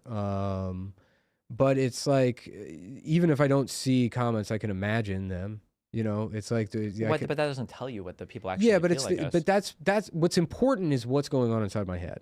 You know what I mean? Yeah, but is that reflective at all of how other people feel about what you're doing? It doesn't matter because even then it's still like you're self-selecting. Even if you sat there and read every comment, if you have a negative disposition of yourself, you could have a million comments that say like, you know, this was the best thing I've ever seen. And one guy being like, this is bullshit, right? And then it's like... Well, but you're aware, you just intellectualize that, so you're aware of it. So can't you just be aware of that and have that... Like, let's say you watch an Adam Freeland thing, okay? And they were like 100% of the comments were like, this was the worst thing ever because it didn't have that 5-minute like artsy thing in the beginning that we know that Nick likes. That's to do, right? not what people are saying. I know. Well, see, so you do know. Okay, but then as opposed to let's say there's a comment section where everybody's like, this was so good, I'm so glad you dumped the Nick shit. Like in both of those worlds, do you not think that you feel a little bit differently about it and move in a slightly different direction based on what you see? Do you say does that have an effect or not? Would it have an effect? Yeah. I'm sure it would. Well, no. How it would affect? How would it affect what? What do you mean? My emotions that moment, or what I would do with my life? What would you do with your life? Yeah. It wouldn't, because it's like ultimately like I'm going to. I also do things because I want to. You know, it's like before I had anything, like I would sit and I would draw, and it might affect my feelings about myself and my work and such that like I don't put things out. But I will still work, and I find satisfaction in that. So things might end up more in the drawer, but, you know, I mean... So you said you want to do, like, another hour for this year of stand-up. Well, I have to tour. So, what is motivating that? Is it you have to make money, you enjoy doing stand-up, you like the audience? Well, I do enjoy stand-up. Okay. You know, sometimes. Do you enjoy any aspect? If you could make here's a question. Yeah. Okay. There are two worlds. In one, you make twice the money, but there's no audience. Some guy, George Soros, pays you to do the exact same stand-up. But that's not what stand-up is. I don't care. Yeah. Okay. And that's one world. And then in the other world, you make half the money, but you have like 5 times the audience, the laughter, the engagement. Like people will just love it. It's like so much better. Which world do you prefer here? Like if you're thinking... No, it's because it's like you kind of have to understand what stand-up is. Stand-up is like, it's not like... And that's kind of why I don't really like stand-up. It's the people that are really good at it, they're like natural performers, right? And for me, it's all like, especially when I started and like when I took it, you know, seriously and it was what I cared about, it was like, you know, it was sort of like a technical process and then you check your work with an audience, right? So the idea of like a bunch of people like liking something, even if I crush, even if I do well, it's like the feeling now is like, well, that's what the job is and that's what I should do. You know what I mean? So that doesn't even really feel like good per se. It's do you sort of ever like have a night like where you're like, tonight, like I killed it. The audience was either like we were just super vibing with each other, or I just whatever deliver on a set, whatever. Do you ever have like a really standout night, or is it all just like okay? What makes a set good for me is if I can find a tangent and something new comes out of it. And sometimes that happens and it bombs. It goes terribly, but I know that I think it's funny, and that's all that matters. Like really. You know, at some point, hopefully people laugh at it, or if I can figure out how the idea works. But finding something new with that time on stage is what I get of it. That's the part of it that I like. Yeah. Okay. Yeah. I guess I'm trying to figure out because I've heard dueling motivations for what you do between fear, have to do a job. Well, fear, I mean, like in terms of like, a lot of decisions I've made in my life overall. I don't mean in terms of like, why I would do stand-up, why I've been doing stand-up in the last 2 years. It's like, yes, I do enjoy doing it. And I've invested a lot of time in it. You know, I mean, I was saying, you know, when I got here, I did start to get paid to write. And then writing got me representation. Like, you know, I got management off writing. And then I was working with comics that I respected because of writing, who I had worked with as a stand-up comedian years prior, and they didn't remember me as a stand-up comedian. You know, they were like, oh yeah, that was you, right? So my stand-up, and also I spent a lot of time as like a middle act, like a feature act. And you have to learn how to just not get fired, I guess, you know, or not like, you know, fucking ruffle feathers. So when Come Town like kind of took off, and it's like I did have this opportunity to line up shows that could go headline. I'm going out and I'm doing jokes about like food, you know, all this just like bullshit. So I think people were kind of confused as to, you know, like the reality is I've only been doing stand-up as like a headlining professional since 2022. You know, it's only like 2.5 years, I guess. It's just like one thing that I feel like I'm missing this, okay? Is the passion. And but like maybe this is like your way of expressing yourself, so I don't know you as well yet, because I'm curious because I feel like for some people if this was a Lifetime movie, this is where you'd be like, and in 2022 I could finally headline. But now you're like, it's a little bit different. You know, I'm trying, you know. Well, it's for me it feels like I started doing stand up in 2005. So I've been doing it close to 20 years now. And I But was there like excitement in 2020? You're like, I'm headlining, like the dream. For the first decade, yeah. If you could go back 15 years and show myself where I am now, I'd be like, I didn't grow taller. You know, I would be pretty upset about that. But everything else, I was just like, you know, that would be the dream. But I like my assessment of my like of stand up or my ability to do it is what I said. There's like stand up as a medium to be great at it, to be really great at it, and not just somebody that can write jokes. You do have to have like some sort of natural like charisma or like the ability of a performer that I don't think has ever really come natural to me. And I got to a point where it was just like, I don't see myself ever having that. What I can continue to do is write jokes, right? I can continue to write more jokes and I can go perform them. But I feel like I kind of tapped out as far as my performance potential was concerned, like 10 years ago, and then, or even, you know, maybe even longer than that.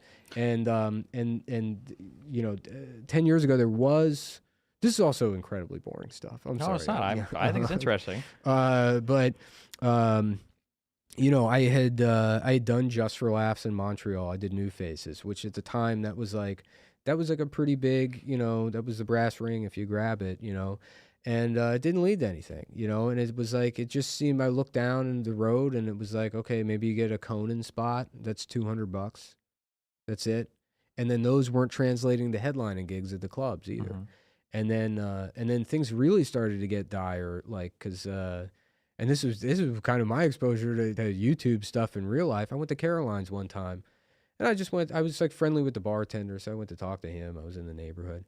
And the door swings open for the showroom, and like a 10-year-old boy with no expression on his face, like comes out on a scooter. I was like, what the fuck? You know, I'm like, what's going on? He's like, I don't know. There's like a YouTube guy there. And this was like, like 2014, 2015. So, you know, I go in the showroom and there's like a middle-aged man dressed like a child. And he's like, just remember, you can do whatever you want if you put your mind to it. And he was some like popular YouTuber with 10-year-olds. And he's doing the weekend at the club. And they're like, well, he sells tickets. And it's like, this is really bad. That this is the direction things are going, that the clubs are getting filled up by, you know, YouTube guys. And that still exists with a certain extent with TikTok guys. And then I'll say this. This is how I feel.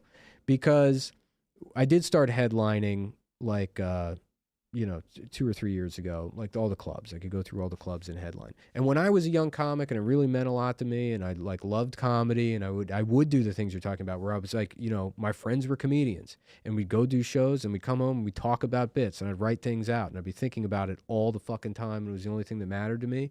You would see the guys that would come in, they're like, oh, he's on a sitcom, or he's an actor or something, and he's headlining a club because he's an actor, and you don't have any respect for those guys, right? You're not hanging out with those guys. It's like you and the host are hanging out, or like you're not excited to meet those guys, but you understand that they sell tickets, and that's who comes through. And then I started headlining as like a guy that had a popular podcast.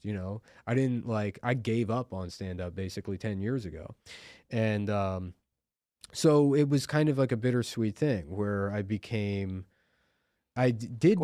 Square this for me, because earlier I asked you. Yeah. I think I understand the difference, but I'm just, because earlier I asked You're asking me where the passion was? No. Earlier I asked you, I feel do that I you get saw upset it when through. people think about you as like a Comtown guy versus like a comedian guy?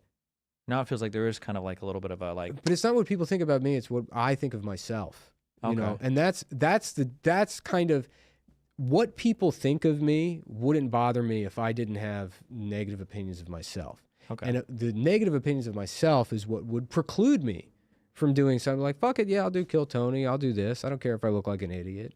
I don't care if I bomb or I have nothing to say. Because in your mind you think you'd be there because you were a YouTube guy, not like a comedian guy? No, just because I think I would do bad. I mean, it's simple. Oh. Yeah, it's like I would just like, it's whatever things that like I've just tried to like let those thoughts go. It's the preempting of not necessarily other people's opinions, because it's like, am I making sense here with what I say, in that it's like it's not that comments would ring true.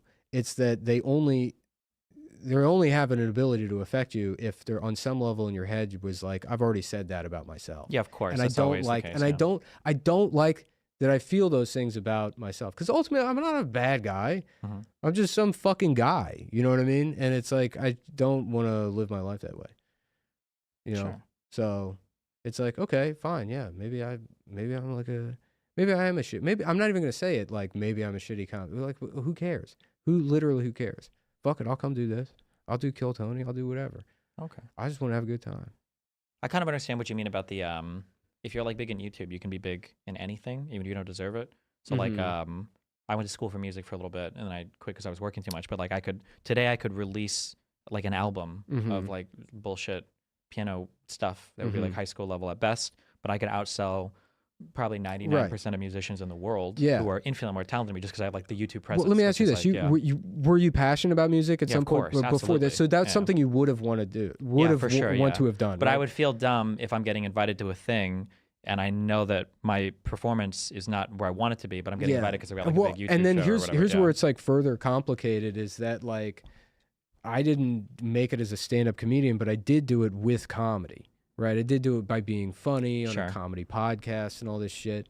And so it's like hard to really kind of parse out those feelings, because, if you were to put out an album, if you were going to tour as a concert pianist and everyone's like, it's great, you'd never believe them, because you'd think, like maybe you'd be like, yeah, I am pretty good at piano, but not like it's this other thing that brought it. Yeah. If you had been doing musical debate, let's invent a thing. Sure. Like it's like you and Hassan's like, bro, you gotta fucking, you can't even be thinking that way, bro. And you're like, well, you're wrong. I don't think so, pal. And you're playing the piano the whole time.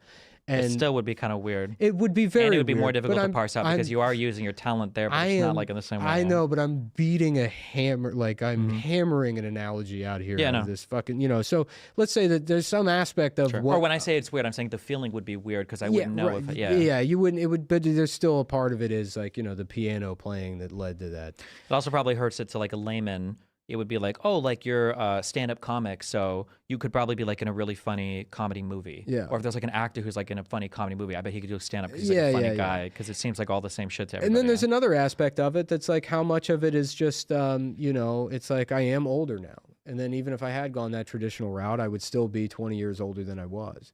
And like how much of that passion or excitement stays with you, and how much of what I'm feeling is not necessarily, I wouldn't say it's fraudulence, because that's just sort of the way the system works. Is like you do have to find success doing something else before you can headline anymore. But or get popular on social media somehow. It's not a merit-based system where you're just like the best fucking feature in the world and then they start letting you headline the clubs.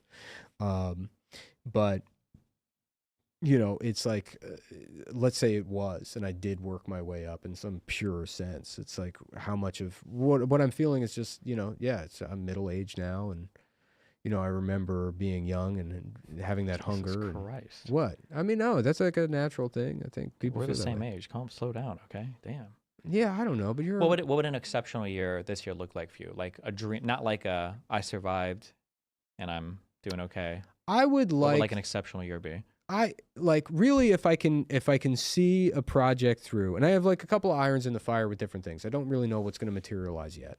But if I could just see a project through to completion, and then it's also something that grants me a feeling of feeling excited about getting like lost in the work itself.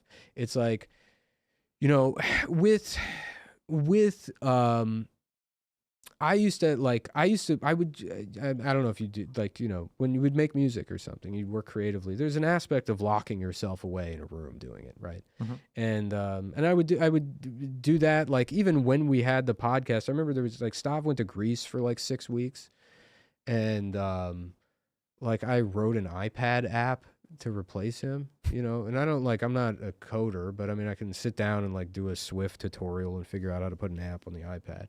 And so I just, but it was like that, and I don't like whatever, it's like programming or whatever. There's a creative aspect to that, but it's like not something that I'll never do it again, but like it just being able to like lock myself away, learn something, craft something small and work on something small like that, and then put it out. It's like getting lost in that process. And it's just describing the feeling rather than the thing itself, because the thing itself is just a soundboard I wrote, having access to that feeling again is very important to me, which I did have last year. I don't know. Mm-hmm. It's like if you saw it, we did the Rob Schneider episode, and I shot like a 12-minute little like short video for that one. And making that, the whole process of making that, it did feel very much like I feel something, I can write it, and then I can see it made, and then edit it and put it together, and yeah, that felt good. So something even, it's more about the feeling rather than the scope of the thing, because I don't know what it could be. I've tried to make this point before, and I've said it. This might be like, there was one time when I was a kid when I got a bunch of garbage. Sorry, I'm like, oh no, I'm just making sure I run over time here. Yeah, I got a bunch of garbage from McDonald's, and I made a diorama of a living room set.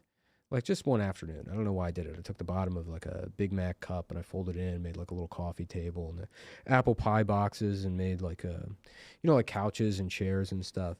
And it's like, there's no audience for that. That's not anything. It's not a skill. It's just like something like that. But just like for whatever reason, getting into something, getting into the meat of like, it's like a door that opens.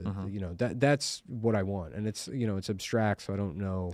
When I think about like, just from what you've told me, maybe there's examples that I just don't know, but of the projects that you kind of like dove into, you've had a lot of fun with, and like the evolution of your career, it seems like a lot of it was building off of stuff that you were kind of already doing. It's like you broke up with the girl, you wrote the articles, you got drafted by the website because you were writing well, you met people, you do all this, right? And then even some of the creative stuff, like the app, like came from Cumtown and everything, kind of not from it, but directly. Yeah, but I'm talking about. No, wait. Okay, sorry. My question for you is that like, do you ever worry, or have you ever thought deliberately about finding stuff to do that's just totally outside of like a connection to anything you're doing now? So you mentioned like the McDonald's thing. Like, do you think there could be like a creative project where like, I would love to skate, but because of your current life, that would just never be something that would come up? Like, you ever search for stuff like that? I do stuff like that. Like, I mean, it's like my girlfriend's we live in a brownstone or whatever. And what's that mean? Fill me in. I'm a Well, Floridian. It means like, the construction is like this, or if it was dressed up, it's all like, I'd put a closet rod up for clothes and it spans like 72 inches. So you need a support in the middle of the closet rod somewhere. Okay. But then there's all this on the walls, and the walls are all like, plaster. and then sometimes it's plaster over masonry here, and then there's Okay, it's kind of unfinished, kind of. no, it's not unfinished. It's Okay. that the internal construction of the walls is, and then it's an old building, so it's slanted, so your studs are like fucking, probably 2 inches off here versus here on the wall, depending on where you are Okay. and stuff. But I mean, that's not really important. What Gotcha, I'm saying yeah. is that there's a closet rod I put up. It's a 72-inch run, Yeah. so you need some kind of support in the middle. This isn't And- important either. You were talking about your girlfriend. You learned stuff. Yeah, well, that's what I'm saying. This is a creative project. Oh, So it was I have to okay, I thought you were still describing the I have to brownstone put a- stuff. I have to Okay. put a bracket up to support this closet rod.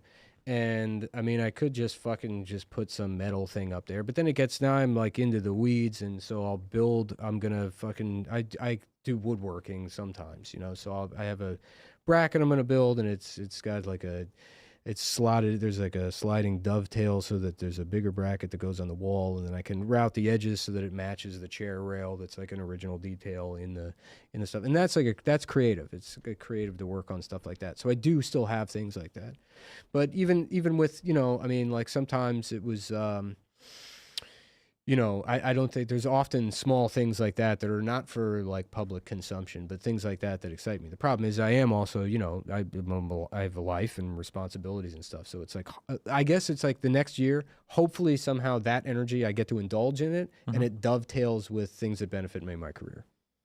Okay. Yeah. Fuck. I had one more question on that.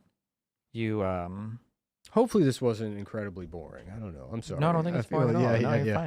fine. It's interesting to see, especially being the same age. Yeah. Because there's like so many different paths to success. Well, and there are a lot of different like ways that people incorporate feedback from others. How and, like, long have you they- been doing this? Because this has been like a pretty rapid rise for you, right? Over the last like 10 years, maybe? First of all, 10 years is not rapid, motherfucker. Number one. Number two, Yeah. I've been streaming, I think, for about 15 years now. I Oh, started in okay. like late 2010. Okay. But when did it really start to pop?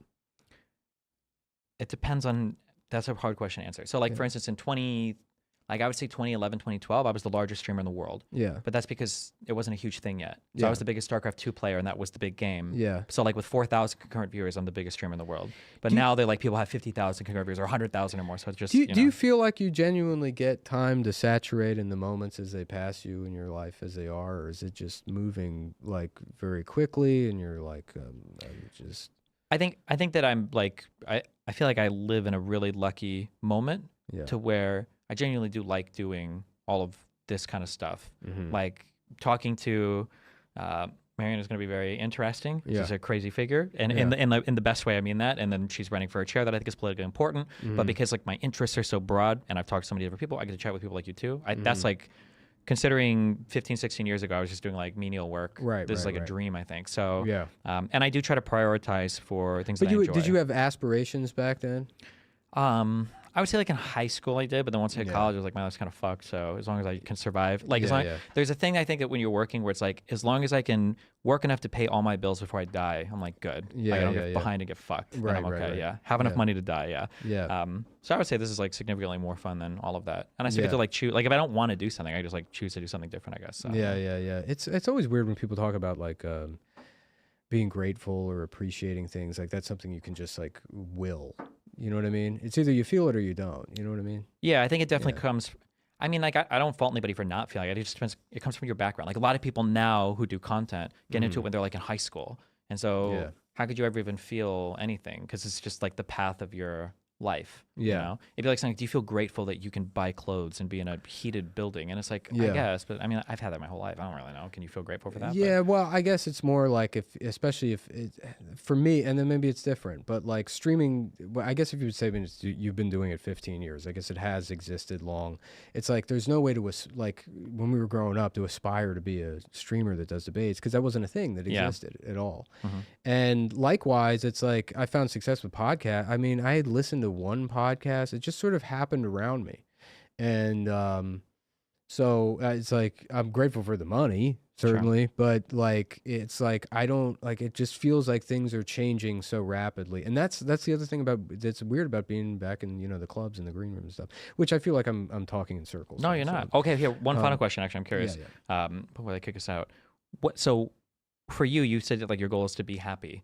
What is Yeah. like a day that's above the baseline happiness? Like, what's a day where you're like, this is a really good day? What does that feel Well, like to you? yeah, I mean, it's really simple, and that's the thing. It's gonna sound like stupid, but like even as dumb as like just waking up in the morning, and like if I can be up and I can be outside when the sun comes up, it's great. That's it. You know, that's really all it is. Or working creatively and like getting. I don't have way to put it into words, but it's like a universe. It's like, you know, people call it being in the zone or whatever, but just that feeling is like is really a great feeling when you just get lost working on something, especially with things that are hobbies. If you're like fucking when you're new to something, like if imagine if you like got into knitting and you have no idea how shitty you are at knitting. That like first like I mean that's got to feel fucking amazing. Oh, we spoke a little bit about this with the fucking camera shit because I think you've gone through similar building studio shit. Yeah. It's very fun. That's been honestly over the last like 2.5 years. It's like even though there may not be like a spot for me really in the show going forward, it's like you know finding a new medium to work in, which is an expensive medium to like you know kind of play around with. To have access to that has been invaluable. Yeah. Well, awesome. Hey, listen, I know it's kind of an odd pairing conversation, whatever. But I mean, I super appreciate you coming out. It's odd. I'm sorry. No, you're the one. I'm echoing. I'm trying to be fucking reflective because you keep saying that. So I'm reflecting your feelings back to you to make you feel comfortable. Can you feel comfortable? Well, just say yes. Yes. Thank you. Okay, stop. So thank you for coming here, even though it was not the most like. It seems like out of everybody's will. No, I appreciate it. I appreciate it. I enjoy the conversation. I enjoyed the conversation. Yeah, too. I hope that you do more cool stuff. We had a great dinner the other night with the whole crew. Yeah, it was super fun. Yeah. What's the next thing people should find you on or look for you at or plug your stuff or whatever? We'll see. Watch the Adam Friedland show if you want to watch. Plug something that has Nick Mullen in it. The Year of the Dragon special. That's the last probably big thing I did. Kind of, you know. So far. Yeah. So far. Other than that, you can catch me on the PlayStation Network. Awesome. We'll keep an eye out for you, okay? Thanks a lot, man. I appreciate it. All right. No, thank you, man. I had a lot of fun. Did you do the handshake? Sorry. Well,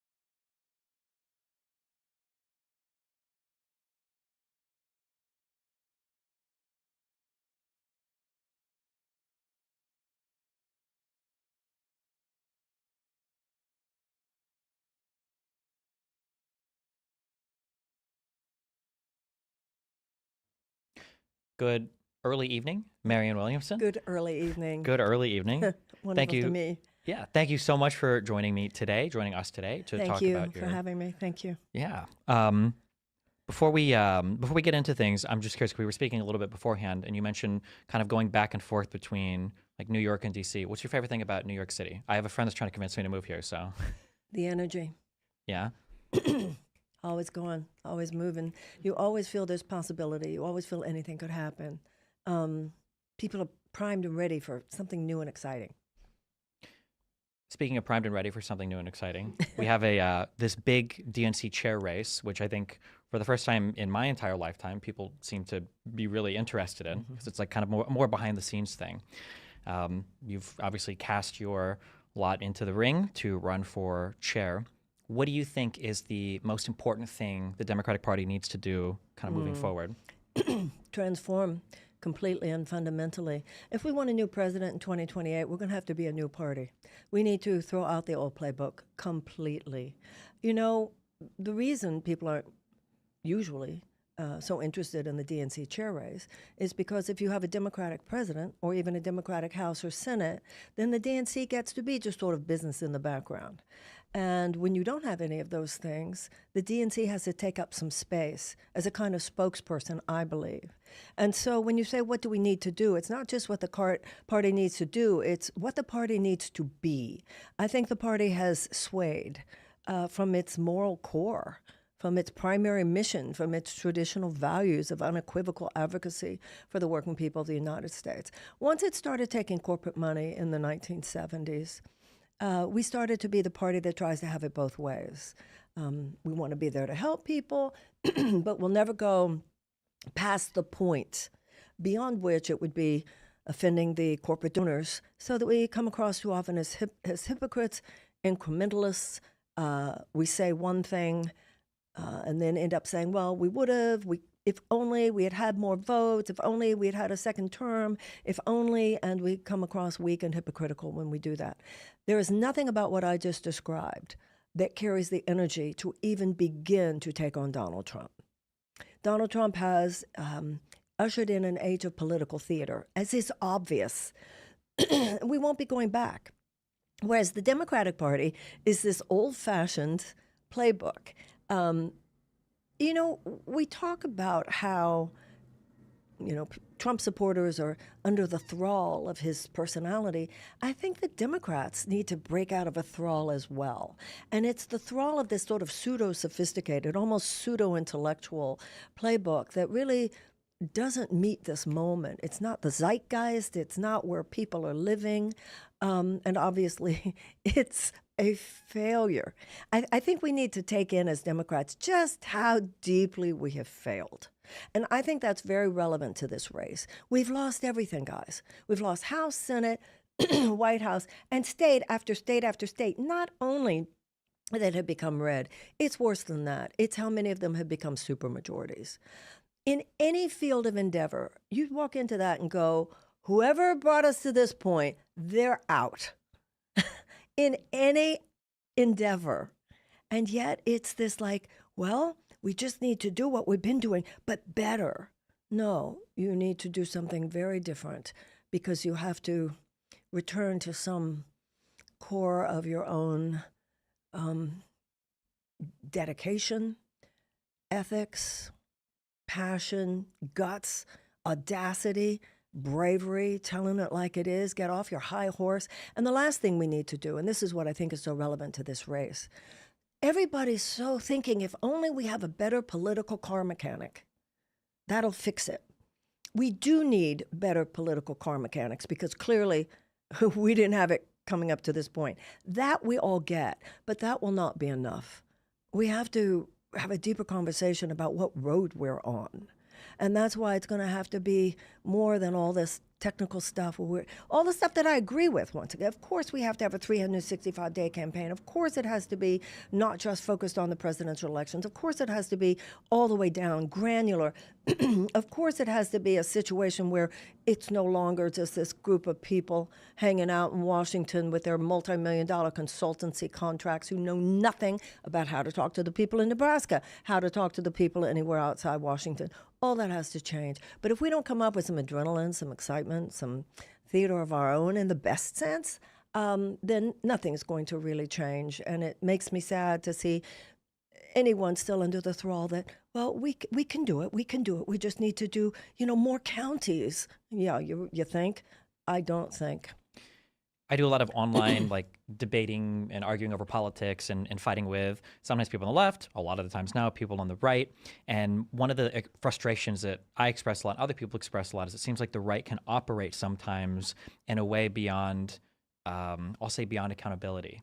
And one of the things that I agree with you and everybody in the Democratic Party right now who's being vocal about the change we need is that we have to do something different going forward. How do we match that conservative energy, or how do we match what they're doing without also losing something important in ourselves? First of all, I think doing it the same way, we have lost something important within ourselves. So when you talk about doing things the same way, you're just continuing to leak your juice. So I think doing something different is reclaiming ourselves. And how you do it, you bring somebody in there that knows what he's doing, because she's been doing a similar thing for 40 years in terms of knowing how to talk to a crowd. He knows how to dig into an aspect of the American character, one of the lowest aspects of the American character. Why not try somebody who knows how to, because of her skill set, namely mine, that has to do with tapping into inspiration, that has to do with tapping into excitement and the possibility of transformation. Every time somebody talks about, we're going to fight them, we're going to fight them, we're going to fight them, we've lost the fight, okay? That's not how we're going to win, because they're shameless. It's not a fair fight. We're going to win by exciting people, by inspiring people to what is essentially not just the traditional core of the Democratic Party, but the basic core of the American ideal, which is that this should be a society in which everyone has a chance to thrive, and that we have to get back. It's not when you say, how do we not lose? What is it we're afraid of losing here? We need to be more honest with ourselves, brutally self-aware than that. We need to get back to the core that we were given by God inalienable rights of life, liberty, and the pursuit of happiness. How can you pursue happiness when you have to work 3 jobs? At least one of them you hate. People at jobs that they don't even like, but it's the only way they can get health care. We're the only advanced nation in this world that does not have universal health care. Until the 60s and 70s, we had tuition-free college and tech school in Florida, California, and Texas. During the 1970s, the average couple could afford a house. Today, how unattainable that seems to people. Well, no, we have to reclaim some things. And I would argue that only by throwing out this old playbook, only by disenthralling ourselves of this pseudo-sophisticated, pseudo-intellectual, technocratic, rationalistic thing that speaks to no one, that it's just kind of not where people live in our hearts. So something that I've had a lot of trouble dealing with, and I'm curious how you would figure this out, is when I hear people complaining about things. So we'll take like college and healthcare are 2 big ones, right? Everybody in my generation and the generation after me and the generation before me still complains about student loan debt, right? Lingering debt, stuff you still have to pay back, the unaffordability or unattainability of college sometimes, and then stuff related to healthcare. So these are 2 things that I think most Americans care a lot about. In 2017, the first thing the Republicans tried to do when they came in was repeal and replace the ACA. Yeah. Or look at Donald Trump now, and he's saying, we want to abolish the entire Department of Education, and we're going to do everything we can to block people who are trying to do student loan forgiveness. If these are the things that the American public wants, which I do agree with, it's a challenging question. If these are the things that they want, these are the things they want, why is Trump able to message on this so effectively when all of his actions are exactly to the contrary? That he's going to extend the tax cuts for the billionaires, do nothing for healthcare and education, yeah? My experience leads me to believe because economics overrides all of that. I have met so many people. I'll give you an example, a man I met the other day. But this is something I've heard in so many places. Very nice man. He was the doorman at a hotel in Detroit where we did the forum, the Midwest Forum. And we were talking, and he said, where are you going? I said, I'm going to Washington. He said, are you going for the inauguration? I said, well, I'm not a Republican, but I live there. And I said, did you vote for him? And he said, well, I didn't vote because I haven't changed my registration yet from Chicago, where I used to live. And he had said something else that made me ask him. I said, but would you have voted for him? And he said, yes, I would have voted for him. And I said to him something that I've said before to people who are these like really nice, good people. I said, doesn't it bother you what a bad guy he is? Doesn't it like bother you what a liar he is? Now, time after time after time, I don't get, no, he's not. People aren't stupid, is what he said. Let me answer it this way. When I lived in Chicago, I was a doorman and I had a limo company. I made over $100,000 a year, and my wife did not have to work, and we raised 3 great kids. Now I am in Michigan. My wife works. We're both working, and we can't come close. And then he went into this detailed description of what steaks used to cost, down to the cent, and what the change was. We're talking about people for whom healthcare, we're just talking about food. And I said to him, do you think Trump is going to fix that? And he said, and once again, this is over and over and over again, I've had this basic scenario. And he looked at me, he said, I said, you're hoping that he will. He went, I said, so you're saying that even though you don't see how he is, you have some hope that he will, whereas staying the course, you have no hope. And he said, yes. And I think people will go with false hope before they'll go for no hope.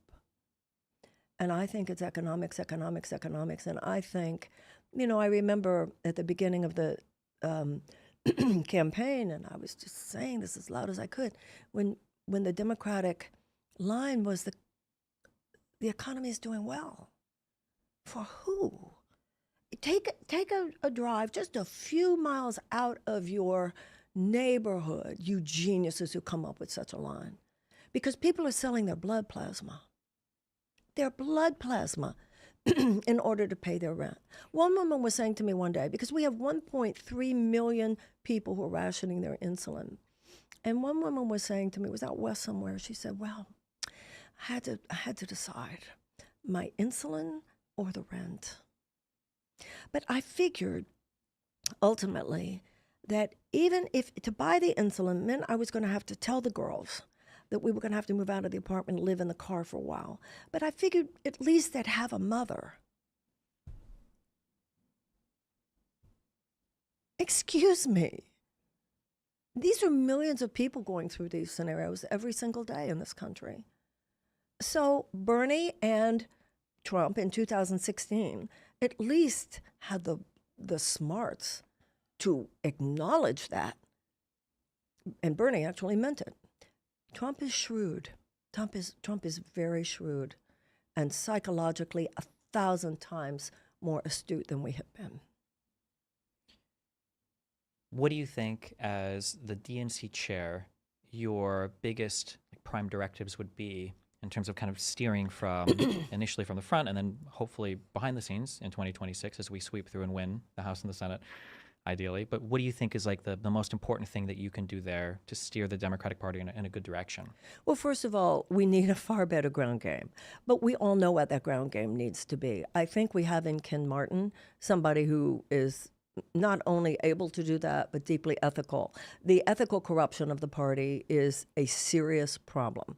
So I believe that he's the answer to that. So that is, there really needs to be almost a co-chairman type situation here, which is what Clinton did in 1995 with Don Fowler and Chris Dodd. There was a national chairman and a general chairman. One to be the main messenger of what this party stands for, the other to be in charge of the ground game. But that ground game will not be enough. Not enough to fix your car. Somebody's got to talk about where are we driving? So for that, we need to create an entire process that has to do with visualizing for people and enrolling people into the vision of an America in which we are as audacious as Donald Trump is.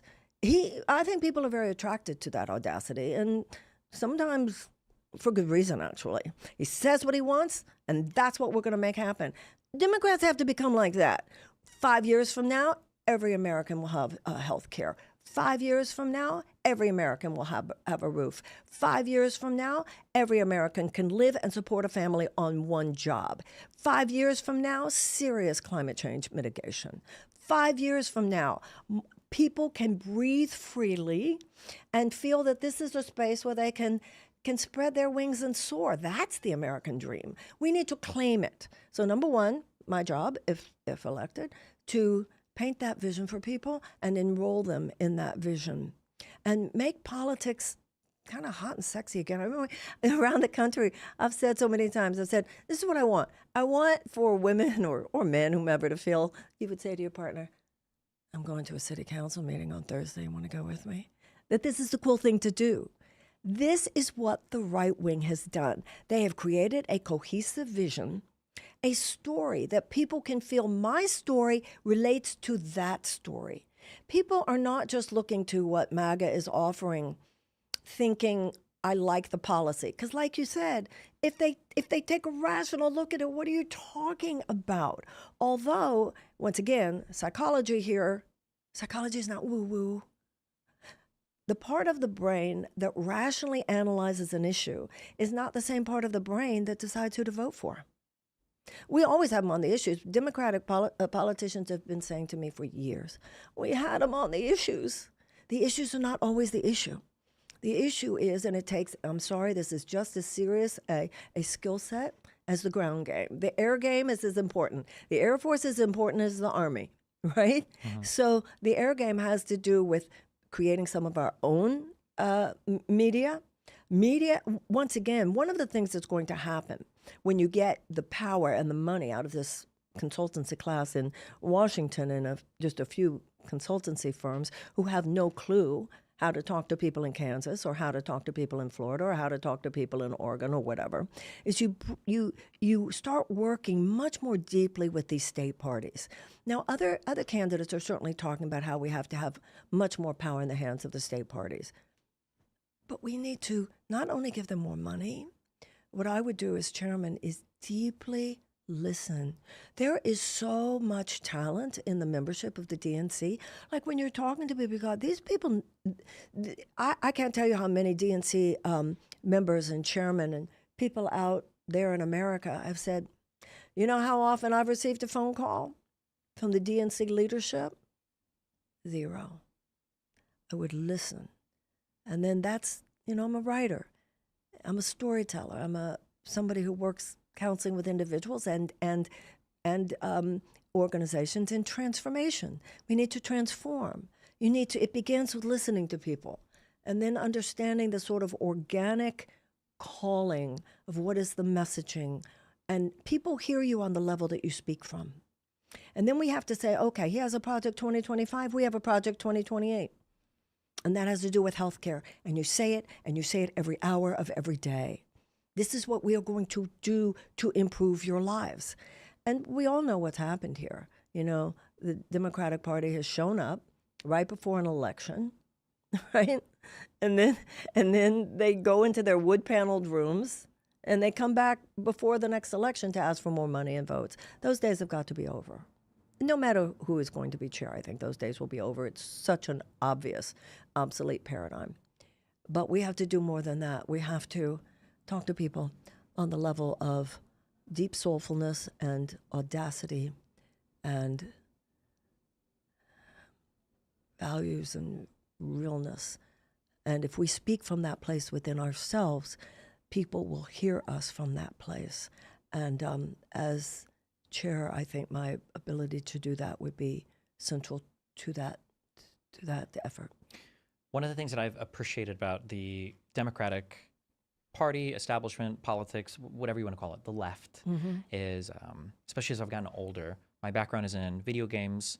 Growing up when I was like 13, 14, 15, it's basically 99% white guys that are online playing games. It's basically everything. And as the industry has evolved and more people have gotten online, the places have grown a lot more diverse. And not diverse in just that, like, oh, we're like hitting a quota, but there's generally like so many more cool people to play with. We've gotten the opportunity to play with, or do content with, or do engagement with in other ways. I had an interesting question posed to me by an audience member, and I kind of wonder this sometimes. Do you ever think that it's difficult to manage because the tent has become so big that when I look at the Republican messaging, they can just, Donald Trump will do the shithole countries, and we need to close all the borders, and we need to do all of this. And then when we do our messaging from the left, whenever we message on things, like we have an issue with men in college right now, but we also really want women to succeed. And we have an issue with young white men feeling alienated, but we also want to message to like other groups of people. Like, is there ever like too many, balls in the air sometimes? Or how do the Democrats juggle that? Because it feels like the tent is so big, it's hard to keep everybody together sometimes. Yeah. This is the self-delusion of the Democratic Party today, that anybody thinks that our tent is really big. Our tent is shrinking. And the way the DNC and others within the establishment of the Democratic Party have acted, it's almost as though they were intentionally trying to shrink it.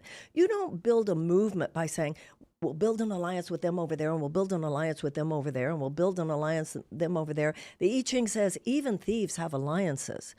So we kid ourselves that we're the people who have so many ideas. Have you been to a Republican dinner party recently? There are all kinds of people there, and they're yelling and they're screaming and they're having a good time. They just know they want to win. And they have their story and they're sticking to it. But it's almost more open. I mean, now with all the Bobby Kennedy crowd and the all these, crunchy, holistic moms are sitting next to the guy eating a McDonald's, and she walks in and he says, "Hi, how you doing?" He's like happy to have her there. So the Democrats like to think of ourselves as the welcoming guys. No, we're not necessarily. And I've seen that certainly with, oh, she's too woo-woo. What? You're not really a Democrat. What? Who gets to say? Or you're not qualified. Someone like Vivek Ramaswamy, they treat him like, you got an idea? Come on in. Whereas here we're holding it. So this is an aspect that has to be completely dismantled in our own cult-like behavior. We say they're enthralled. Lincoln said we have to disenthrall ourselves. It's a very superficial level of, okay, we've got blacks over here, and we've got Arabs over here, and we've got the women over here, and then really, because what are you delivering for any of them? And we'll virtue signal so the pro-Palestinian people like us, or we'll virtue signal so the Jews will like us, and we'll virtue signal so the blacks like us. Meanwhile, nobody's stupid. What have you done for me is what people are, the cry of the soul from all these groups. So what should be our unifying force? Values. Values that every person in this country should have a chance to thrive. That no one owns this country. No one has a monopoly on truth. Everybody should be able to feel that they can have their say. We shouldn't all have to agree with each other about everything. See, that's what the Republicans have on us. They don't feel like you have to agree with me. We know we're going to show up on election day. But our unifying thread is what we have lost our own alignment with, which is that unequivocal advocacy for everyone. I think we talk about how, the right has separated us. Look at all the ways we've separated ourselves by this group - American, this group - American, this group - American. I think we need to talk about the American in us. Some of us are white, some of us are black, some of us are brown, some of us are Jewish, some of us are Hindu, some of us are Muslim. It's e pluribus unum here, guys. Out of many, one. And so if we reclaim, and I think that a part of what politics should be is educative. We need to go back. I'm romantic about American history and American democracy. We have to stand on the Declaration of Independence. It's not just that we stand up, let's say, for LGBTQ or trans, let's say. It's not just that we stand up for trans youth. It's why we stand up for trans youth. Because all men are created equal. Because we are one nation predicated, conceived in liberty, and dedicated to the idea that all men are created equal. It's our values that we're standing on. And that's why we stand on health care. And that's why we stand on economic justice. And that's why we stand on safety in the workplace. And that's why we stand on unions. It can't just be from up here. It's got to be from here. It's got to be from here. And when we get back to that, there's a famous story. When FDR died, his train was bringing the body back from Warm Springs, Georgia, right? And there's a famous photograph of this young black man that I think was I think he was in the army, maybe. I'm not sure. It's a famous photograph. You've probably seen it. And he's watching the train, and he has these tears streaking down his cheeks. And someone said to him, "Oh, did you know the president?" And he responded, "No, but he knew me." And I think a lot of that had to do with his experience of polio. Because, Roosevelt was tall, dark, handsome, and a Roosevelt. He had everything. And that polio took him down all the way to the floor. He goes to Warm Springs, Georgia, and people that he probably would have never noticed, that he would never even had any contact with. He's the fancy New Yorker. Just saw him as another sufferer. They weren't really sure what it meant that he was Franklin Delano Roosevelt, and they helped him. And he went through such a profound personal transformation. And if he had not, I don't think he would have been the man that we needed him to be, the president we needed him to be, to understand the suffering of people during the Great Depression and then to create the New Deal. That kind of transformation, where it's not just about this anymore, it's about this, it's about this. When we reclaim that, you don't have to go get people. They'll be rushing to ask, where do I register? Who do you think was the last great communicator in the Democratic Party? And then who are a couple today that you think are really good communicators? Well, I was excited about Obama in 2008. In his campaign in 2008, it was quite extraordinary. We now know how much of that was because of speeches that were written by John Favreau, right? Because when he got into office, you could tell almost immediately that the man we had voted for, the man we thought we were voting for, and that I think we gave him the mandate to be, was not who he was or how he communicated after he won. To a great extent, anyway. So to me, the last high point of Democratic communication was the campaign in 2008. Gotcha. Do you see anybody today in the Democratic Party that you feel like this person is a really great communicator?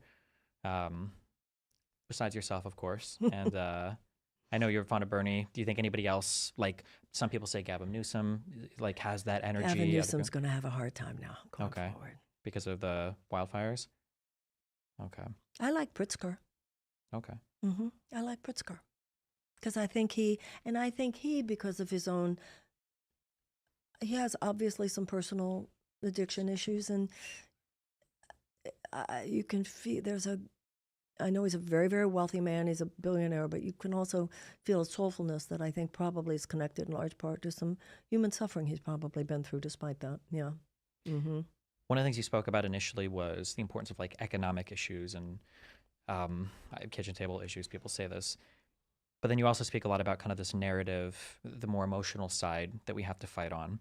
How do you separate out, as we decide as Democrats what we respond to in the media, how do you figure out what the important fights are to have when it feels like so much of the conservative messaging sometimes is hitting us on like social issues and we might just want to talk about economic issues? How do you parse what to respond to and what not to? We shouldn't parse it. Trump doesn't. You don't. You stand on your values and you speak to the moment. You speak to the moment. And a large part of that, in terms of what you're saying, has to do with what he does and what the House does and what the Senate does and what the state legislators do over the next 2 and 4 years. That's my problem, actually, with this race. Everybody's talking like we're in a vacuum. No, we're not in a vacuum. We have a political phenomenon on our hands here, a unique, a peculiar, and a dangerous political phenomenon. And he has created an adrenaline rush that just moves through the electorate. We have to have that.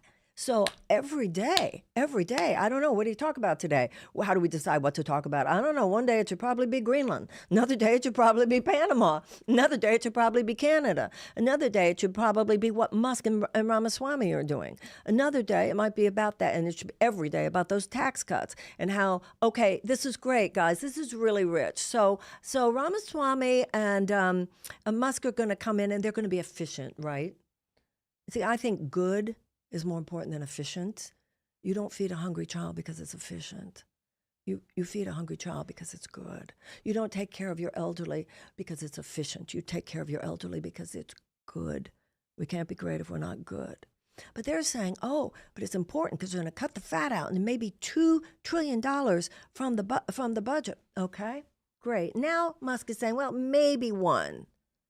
Meanwhile, those tax cuts, that 2017 tax cut that he wants to extend, will add $4 trillion to the next 10 years. So it's all smoke and mirrors. So what do we talk about? I don't know what's happening. Like, there's not enough happening on any given day. That's the problem with the Democratic Party. They're over in a room somewhere deciding what to talk about. Meanwhile, people are hungry. People don't have health care. What you should talk about is what people are going through in this country and what the Democrats are going to do for you every single day. It could be a story about a single mother who works at Walmart and what Walmart is doing. It could be that. On another given day, it could be about the fact that there are millions of American children who go to school in places where they don't even have the adequate resources to teach a child to read. And if that child cannot learn to read by the age of 10, chances for high school graduation are drastically decreased. Chances for incarceration are drastically increased. Another day, maybe we should talk about the fact that 1 in 4 Americans have medical debt. Over half of our bankruptcies are medical bankruptcies. The fact that 1.3 million people ration their insulin. This isn't, to me, something you strategize. This is something you just open your heart, open your gut, and speak. That's what people can't stand about Democrats. And that's what they actually like about Trump. So much so that even when it's a lie, it's like, yeah, well. One of the big challenges that I saw, and I actually fell victim to this even, from 2017 to 2021 was on the conservative side. My impression is the conservatives are shameless. They will talk about whatever they want to. Yeah. It's whatever they feel benefits them. That's what they're going to talk about. All of the kind of, they call themselves centrists, but all of these people who are kind of in the middle all also seem to carry a lot of water for conservatives. And then it felt like on the left, whenever you were trying to fight against Donald Trump or some of the horrible stuff that his administration was trying to do, you would get hit with this Trump derangement syndrome accusation, where if you focus too much on the fact that they said they were going to cut spending, well, here's the deficit, or Trump horribly mismanaged COVID, like where was the communication or the coordination between the states? How it feels like, and now that you have Elon Musk, who's Trump's personal best friend, who now has a guest room in Mar-a-Lago and maybe in the White House coming up, owns a whole social media platform. Where do Democrats find their footing to start fighting back, to start saying, like, these are the things I'm going to point out? Yeah. That's an old-fashioned conversation. Okay. Got to be guerrilla. Got to be guerrilla. You can't sit in a room and try to decide how to do that. Got to be guerrilla. Got to be on the move. Interestingly enough, and by the way, during this last campaign, I remember I was on, I think it was Piers Morgan, and I was asked, what would be your advice to Kamala Harris? I said, stop talking about Donald Trump. People know who he is now. People know who he is now. There's nothing you can say. But what I learned, like I said before, was how many people, they weren't denying his character. They were just feeling, well, maybe it could help me. Even though, like you said, it's not going to. They'll be seeing that. They'll be seeing that soon enough. The issue is, will we be ready? Now, when you say, how do you parse that? Like I said, you got to be guerrilla. One of the things, it seems to me, about Republicans, more of them come from the private sector. In the private sector, you know that if your business is going down on Tuesday, you better fix it by Thursday. Because if you don't fix it by Thursday, this whole thing could go under by Sunday. Okay? They know how to pivot. Democrats are acting, because too many of them, their contracts, their power is going to be the same no matter who's in office. I saw that during this campaign. I thought, you'd really rather see Trump win than give me a shot, wouldn't you? Because it's their perch. right? So the way Democrats who often act is the business is going down on Monday. We're going to continue doing what we do on Wednesday. And even if it goes under on Saturday, they're still in this race talking about basically doing the same, but doing it better on Monday. You gotta be girly. Democrats, you know how the story of the Revolutionary War, right? And the British came over in their red coats, and they're lined up, right, with their muskets, fire, the old-fashioned, right, type of warfare. Whereas the colonists had been around the Native American Indians. They knew about hiding behind trees. This is also one of the reasons we lost in Vietnam. We just have to become guerrilla political warriors. It's like, you just kind of gotta go. I don't know what's happening this hour. You can't sit and parse anything. It's a 360-degree in the round assault on democracy. And we won't be able to defeat that through playing whack-a-mole. We've got to have a central core so that every time we say anything, people will know why, because that's against our values, and we need to say so. Because if all men are created equal, you can't treat that group that way. And also, in the world today, to make the point that all men are created equal doesn't just mean Americans either. What do you think Donald Trump represents, and what do you think he represents to his followers? Do you think that's the same thing or two different things? Okay, so let's go back. Franklin Roosevelt said that we would not have to worry about a fascist takeover in this country as long as democracy delivered on its promises. Somewhere around the 70s, Democrats stopped making delivering on democracy's promises the bottom line. It was the bottom line as long as it didn't offend the donor base. Okay? Even the most rudimentary understanding of history, and large groups of desperate people, and 70% of Americans living with chronic economic despair is a large group of desperate people.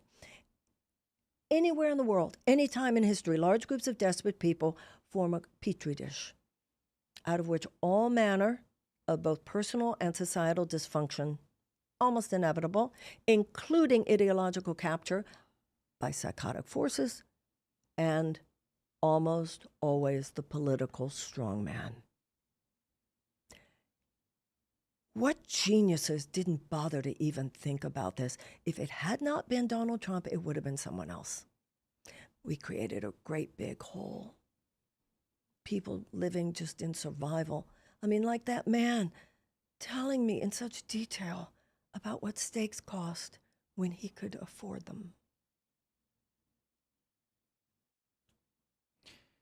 Do you think that now you mentioned? You add to that. Yeah. I'm sorry. Yeah. Well, I was going to say because you mentioned the what sounds like voters who were either in the center or switched from Democrat to Republican, like people that aren't fans of Trump's character but are just looking for some sort of hope. Maybe. Yeah, a maybe is better than an absolutely no. Maybe. Do you think that represents the core or average Trump voter, or were these the group of people that put him over the edge? There are many things going on here, and once again, I don't have a magnifying glass, but I have what you can see from the outside. I'm not in any way underscoring the fact that there are white nationalists out there, the fact that there are the Proud Boys out there, the fact that there are Christian, white supremacist Christian nationalists. This is really scary stuff. So he has done enough, bird whistles. He knows how to attract anybody. He'll look at anybody. He'll say, "Oh, I need the kids." Okay, I like TikTok. I like TikTok. Any group, he knows how to get you. There's a woman, Barbara. Is it Corcoran? Is that how you pronounce it? She's a big real estate mogul here. Okay. So I heard her on a video, and she said, "I know Donald Trump." She said, "I've known him for many years. Our real estate companies began roughly at the same time." She said, "I've spent hours in meetings with Donald Trump." She said, "I know what he does." She said, "He has an eerie ability. He will go into a room, and he has an eerie ability to know where you're vulnerable in order to make that sale." So, the woman who was interviewing her said, "Oh, so you're saying he's a master salesman?" She said, "No, I'm not saying he's a master salesman. I'm saying he's an eerie phenomenon. And what he had done in those meetings is what he has done to this country. He's completely amoral. So if it's the Proud Boys, I could get them by talking a certain way. You know, there was a Rolling Stone interview, I think, with Jared Kushner that I read shortly after Trump's win in 2016, where Kushner said, he said he was sitting in a McDonald's with his father-in-law. And he looked around and he said to Donald Trump, there are a lot of angry people out there. We could harness all that and make you president. Now, the way I look at it is there are all those loving, decent, good, intelligent people out there. We could harness all that and change the world. One of the things that running for president twice has convinced me, the problem is not with the American people. We're good and decent people. I'm not saying we're better than anyone else, but we're not worse either. The problem is not the consciousness of the American people. The problem is a political system that acts like a lid, acts like a suppressant, when if we just allowed for the genuine, organic unfolding of what should be democracy and the real voices of people, this country would be fine. And that is what the Democratic Party must become again, a real conduit for that. One of the things I noticed about the Republican side of things is they seem to be wholly coordinated or at least consistent in all of their messaging from the top down. Like if I see a guy online saying something, I know that Trump probably just said it or Vivek said it, or like I know it's all the same. One of the things that you speak about in being the DNC chair is kind of empowering the individual state parties to kind of like take the reins on things. How much, I guess, like coordination do you see the DNC chair is having or the Democratic Party having with the other states versus just kind of like setting them loose and saying good luck? How do you see that role, like those competing forces? Having run for president, particularly this time, I lived at the effect of the behavioral patterns of the DNC. So I had a natural curiosity about a lot of that.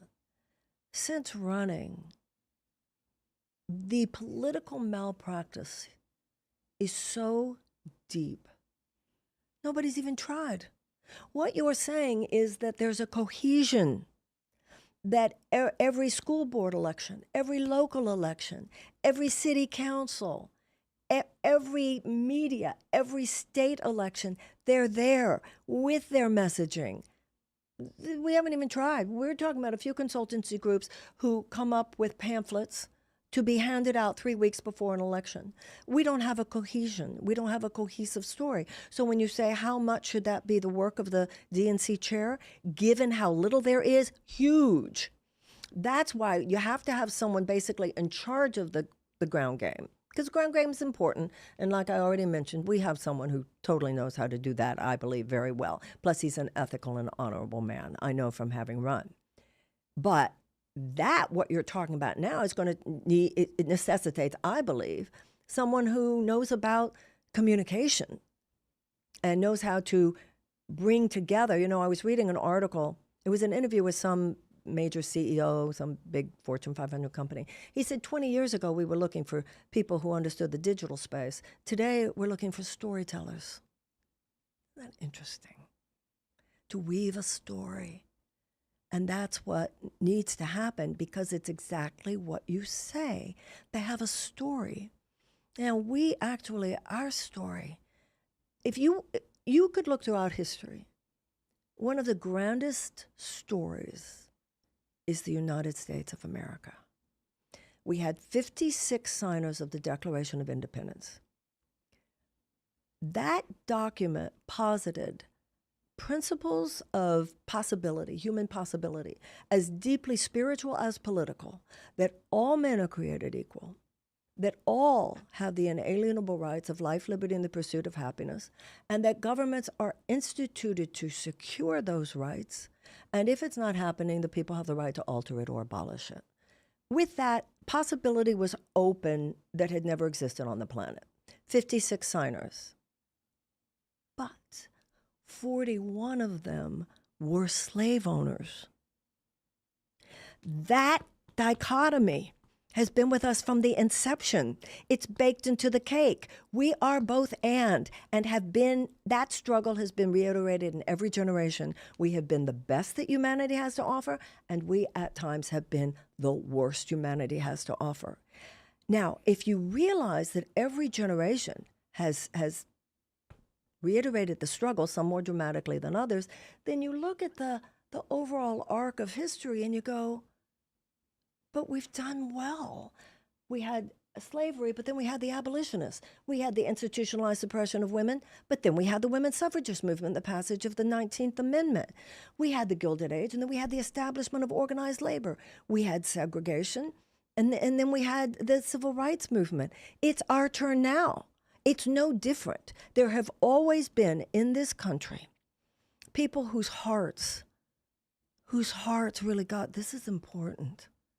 This is important. This is bigger than my life, this is serving the ages stuff. This is big. And there have been people in every generation, including ours, who for their own ideological and or financial purposes find democracy kind of inconvenient to their purposes and have proven time and time again they will do whatever it takes to make sure that those principles are not actualized. You know, even Thomas Jefferson said, it is the general tendency of the rich to prey upon the poor. So now today it's not a specific institution like slavery. It's an economic paradigm. It's the very idea that short-term profits for this matrix of corporate powers, insurance companies, pharmaceutical companies, big food, big ag, big chemical companies, gun manufacturers, banks, financial institutions, tech in some cases, big oil and defense contractors, their profits supersede democracy at this point. And that's going to only get worse with Trump and Musk. And it's our turn to push back. Let's not be the first generation in American history to ultimately wimp out on doing what it takes to put this country back on track. What bigger story can you get than the story I just said? And that, to me, it's like when Franklin Roosevelt talked about the economic royalists. That would be the corporatists of today. They came after him. They called him socialist and so forth. What he said was, I welcome their hatred. That's who we have to become again. And then we'll win because people will know that we mean it. And until we do mean it. When we consider kind of the more boring, I guess, logistics questions, one of the things I look at is on the Republican side. So you do have this cabinet of, I don't know if we're at 7 or 8 like billionaire people now. You've got Americans simultaneously frustrated with media control, and then you have Elon Musk, or frustrated with pharmaceuticals, and you've got Vivek Ramaswamy, disappointed in housing or education. You've got Donald Trump. Do you think that, or not do you think it's a mistake, how does the Democratic Party fund itself if they were to take the steps to start aggressively cutting off every single source of corporate money, even if that money might come with no strings attached or there's an alignment in vision? Like, do you think that might be taking like an even further step back where you're putting yourself in an unwinnable position? Or how do you replace that money? Or is that not important? Or what do you think? The gold in today's currency is human relationships. Hillary Clinton had a whole lot more money than Donald Trump did. Look at all the money that Kamala Harris had. And look at the absurd expenditures. And Bernie Sanders already proved how much money you can make in small donations when people care. We are trading with, it's whoredom. You want that money so badly that you're willing to sacrifice your values, you're willing to sacrifice your own ethics. You do that, and your own democracy, by once again, suppressing primaries, kicking people off ballots. What did that money do for you? It just made people, with every dollar you spend, it made people, the smell. So I believe that when we do the right thing, the money will come. The money will be there. Money will be there in small donations. What do you think sets you apart from everybody else running for chair that you would want the other DNC voters to keep in mind when they go to cast their ballot? Well, there's some good people. There are. And there are some good people running. I believe, however, that I represent a fundamental change, not incremental change. As I said before, the problem is that not that we don't have political car mechanics. The problem is we're on the wrong road. That's another line from Roosevelt that I love. He was talking about the presidency. He said, the main job of the presidency, he said, is not administrative, but moral leadership. We need to return to the prophetic voice of justice. Justice, justice, thou shalt pursue. That was the prophetic voice of the Democratic Party. When you don't stand in the light, the darkness is going to overwhelm you. And so I think there's a lot of talent, and some of which, were I to be chair, I would definitely tap into, as there's tremendous talent throughout the membership. But I believe that we need to lead at this point. First of all, that's very common in business, that when you really need to transform, I mean, you can ask any consultant in transforming businesses. The consultant comes in and says, is this fixable or is this not fixable? Any consultant would come in and say, this isn't fixable. This is on such a level of failure. The only option now is transformation. That is your fix. It's beyond fix. It's transforming. And, I'm not the greatest visionary in the United States, but I think I'm the only one running for DNC chair. If you want excitement, if you want adrenaline, if you want authenticity, if you want audacity, if you want somebody who can really talk to people where they live, and that person knows that I understand because I've been on those streets up close and personal with people for years, that would be me. Uh-huh. When my career began, I was very involved with the AIDS crisis. And then because of that, I was very up close and personal with people in some of their darkest moments. The joke used to be, nobody calls Marianne because things are going well. I was always the person you called after sometimes the worst news. But in the 1980s and most of the 1990s, my experience of people whose lives were really in trouble, for the most part, was people for whom the crisis was the exception. It wasn't the rule. What I began to realize in the late 90s, around the year 2000, more and more people who I would meet for whom the crisis was the rule and not the exception. It wasn't just that they had cancer, it's that they didn't have health care.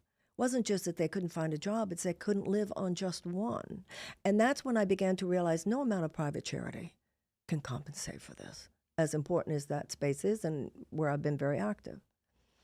I think after as many years as I've had being with people in their most agonizing hours, I think it reads when I'm with people in situations where I would like them to know the Democratic Party is fighting for you.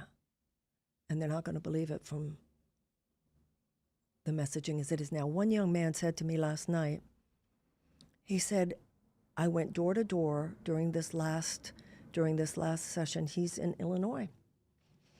And he said, and I was, presenting this sheet of what Kamala's policies were. And he said, I would show the sheet to someone, and it wasn't that they said, I don't like any of those things. They said, I don't think she'd do any of that. It's loosely related. I did a YouTube show where it was called Street Epistemology. You'd be oppositional to a Trump voter, and we had whiteboards, and we had to write down why we think the other guy wouldn't vote for. I think this was 2021, so it was over Biden versus Trump. And he had 3 guesses for mine, and I had 3 guesses for his. And I'm a pretty smart guy, and I talk to a lot of people. I was like, I got this, no problem. And I think I wish I could remember exactly what I'd written, but for why he wouldn't vote for Biden, I was like, probably wouldn't do enough on the border, probably wouldn't do enough on, I'm a Democrat, so it was 3 policy positions. And then he guessed mine, and I don't even remember what he said, but he was right on like the second one he had it. It's like, okay, yeah. And when I read down mine, I was wrong on all of his. I was like, what's the thing that's keeping you here? And he said, I think Biden is senile. I'm sorry? He said, I think Biden is senile. And I was like, oh. And sometimes, yeah, there are moments where it's like, okay, my brain is very off here, I guess, in how we're viewing. Not to say whether he was right or wrong, or not to say anything else, but just sometimes the perspective that we view the elections from are the important issues. You know, like you said, like sometimes people will assume people are voting for Trump because of these policy reasons, and it's like people oftentimes aren't powered by that. Like I said, the part of the brain that rationally analyzes an issue isn't the same part of the brain that decides who to vote for, which is why primaries are important. Because if you have debates, everybody gets to see all the candidates and get a feel for them and get to know them. If you did win the chair position, or for whoever does win the chair position, do you think that there's going to be a lot of pushback from other parts of the Democrat apparatus in moving the party? Like, do you see the media fighting it, the state parties fighting it? How do you view that? If I may say so, that's why it should be me, because it's going to take one tough broad to know what they're doing and be able to push back. Most of the people that I've heard talk, I feel they underestimate those forces. But because I've run twice, I know them. I know how they act. I know the deep level of, they don't even care who wins as long as it's not me, because they know, we'll get him. We'll go around him, we'll be fine. He's either one of us, as in one case, or we can get around that. We can put him in a corral and make sure he doesn't really mess with anything. Final question from my perspective. I have an audience of who are considered, I guess, like the dispossessed of the Democratic Party, so younger white men, basically. What do you think? We're women, and we're dispossessed too. We're sure. Okay. We're homeless too. Sure. Yeah. Do you think that there's anything in particular that the Democratic Party can do to kind of like win some of these people back? Like in particular, do you think it's just the broad message narrative? Okay. Yeah. So first of all, and you'll understand this based on everything I've said, I don't think things like, what could I do to win them back? Sure. That's the kind of language that doesn't even reside in my heart. My heart is, where have we failed them? Okay? Because if you stop failing people, they'll be yours again, right? Where have we failed men? I think we're all male, we're all female within our, psyche, etc. But I believe that economic opportunity is so important for a human being to feel agency and to feel the capacity to produce. And I believe that when you fail to provide economic opportunity for people that can make them feel dignified and that they can support their loved ones, I think it does damage to people. You have some trade deal, and then you're going to have boarded up factories, and people can't find jobs there anymore. Men who have told me, my wife won't respect me, my kids won't respect me. I've seen damage done to people's psyche. It's more than financial. And so I believe for women, but for men, for anyone, however we identify sexually today, I think that that's a primary cause of, I will go anywhere, I will do anything, and I will listen to even somebody I know is a total whatever he is, if it can make me feel I can stand up straight again and live a life of purpose.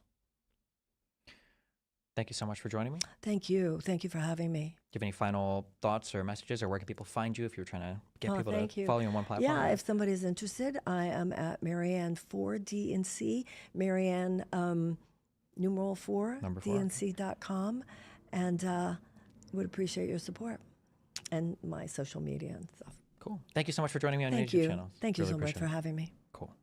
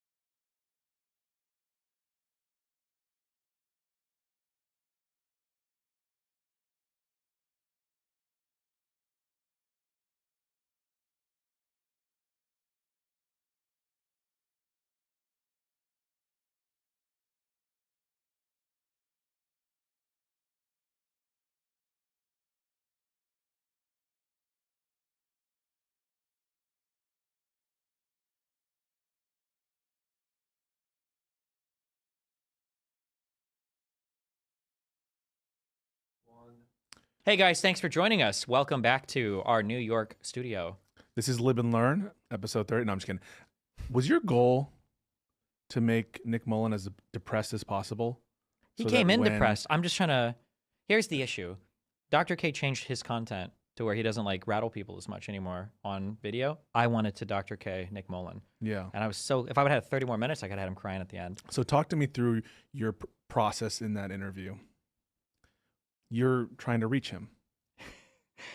I mean, like, honestly, a lot of it is still kind of like feeling each other out. Yeah. Because even when we went to dinner, it's hard sometimes to tell. I laughed harder at that dinner than I have in years. Sure. It was. A lot of things were said. It's okay. But anyway, and even especially in this environment, because Yeah. I have no idea. I don't know what what he wants to do or Mhm. what he's here for or like how this fits in his life. So it's more just kind of like feeling each other out. I But then really- like once I felt him out a little bit more, like we literally are the exact same age and seeing where Same people, birthday? I think the same day because Wow. we argued about that over dinner. Oh, of the that's time right. zones. And he's Yeah. like, Asian people are, well, no, I don't want to say that. okay, Something about the birth, that he's actually older because he was because born. he's Asian. No, he said he was What? born in He was Hong born Kong. in Asia. He said he was born in Hong Kong. Was he really born in Hong Kong? That was, I think, a joke to get the time backwards a little bit. Okay. But I actually liked how you guys got into some real stuff, and I appreciated that because I think a lot of areas that we see Nick, he's always, he's riffing, right? He's doing some riffs. So I thought we saw a lot of the realness that came out of the dinner conversation on set, and I thought it was really good. But, Yeah, it was but a fun combo. Yeah. Transition a little bit to wait. First, let's do a little recap of yesterday. Okay. So, what did you think about the movie, The Last Republican? If you guys Oh don't my know, God. yeah, if you don't know, we had like a little DGG and NYC event. There You was should know because it was on the subreddit. it was on the subreddit, but there was almost no notice for this, right? like 24 hours. If And that. if that, we got it together pretty quickly because we're having to work a lot around the schedules of the people that we're inviting here. And New York City DGG showed up like it was perfect. There must have been more than 100 people Easily. at the theater and then at the pub afterwards. But yeah, talk me through. You were a little late to the movie, but you caught Okay, most of because it. you emailed me my tickets, and you included in that email as part of your default footer, I think, an address that No, don't. We don't talk about. it wasn't. No, it It wasn't. was the pla- I went to the wrong place. Yes, But yes. it was your email was misleading at best, I if not attached- malicious at worst. Okay, but what so did I'm like, you- oh, here's the ticket. Oh, that must be where I need to go. And then, wow. But the movie was about a real dude, Adam Kinzinger. Yeah. Okay. So the movie. Okay. So Pisco, when he pitched this idea to me, he was like, "We should like watch a movie." And then Joanna's idea. you can but I think you originally was like, "We should watch a movie," and then you can kind of like give your review at Joanna's the end, like idea. a meme thing. Oh yeah, but that was Joanna's yeah. idea. I was just Okay, that saying- was maybe Joanna's idea. Even for that, it would be like a meme thing. So then you suggest this movie called The Last Republican. Joanna suggested that movie. Okay, sure. Joanna suggested you, and then you suggested to me. Yeah, Yeah. But I just don't want to take credit because she had this whole idea about why it would make sense to watch. Just this assume movie. that everything that comes from Pisco, Yeah. all the good stuff originates from Joanna. Yeah. Okay. And I thought it was a fucking meme. Okay, that it was gonna be a meme movie, and we show up, and then we sit down, and I'm watching, and unfortunately, because of your address tomfoolery, 15 minutes late. I missed the first 15 minutes, but we sit down and we're watching, and I'm like, okay, this is like kind of like cute or funny, and I think by the time I get like 10 or 15 minutes more into it, I'm like, ooh, this is like kind of, damn, this is like some sad, heavy stuff. It's is his first name Adam Kissinger? Yeah. Adam Kissinger. Kinzinger. Kinzinger. Kinzinger. It's Adam Kinzinger. Kinzinger. I think his name is so Kissinger hard. His name is, is so hard to pronounce. It's not Kissinger. I know, but you kind of His name. I didn't say Kissinger. Oh, It's either Kissinger or Kissing. Kinzinger. It's hard. Yeah. And when he was doing the January 6 panel stuff, and they read his name, the guy said it wrong, and then he pronounced his name and then said yes. Yeah. Because his name is fucked up. But anyway, it was a really touching movie. I felt I'm gonna email him. I'm gonna reach out to him and chat with him because 100%. wow. Because it just has to do with like he's having a baby. It goes through the whole drama of him being a part of that January 6th committee, the select subcommittee, which I can't imagine. Now I'm really curious to see a movie made from Liz Cheney's Cheney, yeah. perspective. It's always interesting to see Congress people like their life because we have these views of them as being kind of like these DC robots that kind of go in and do whatever. And like him having calls with like his wife with his like newborn baby and trying to balance out the craziness of McCarthy and the Republican Party. Well, I have something to say about that, but Yeah. but there's a part that you missed, which was him getting all the voicemails of people like, we're gonna be outside, we're coming for you, we're gonna get you, and just playing constant. His But, wife, yeah. when he's on the phone with her, is joking like, "Oh, the guy from outside noticed. I wish I could remember the name of his baby, but asked a question about like how he's doing, getting older, whatever." And it was the security because they have 24/7 security around their house, and he's like joking on his couch. He's like, "Because a lot of people want to kill me now." And it's And like they do. Jesus, yeah, with his And they still wife do. and newborn kid at home, 24/7 surveillance. Like Jesus. I want to take a moment to call out. I wasn't able to watch the whole movie because I had to go get the pub ready. Kevin McCarthy is a traitor to the Republic. He is Wait. one of Okay, you're not gonna say the thing you said earlier. no, Okay, go ahead. I don't think so. Okay. He is one of the biggest pieces of shit that this country has ever produced, and he comes off horrible.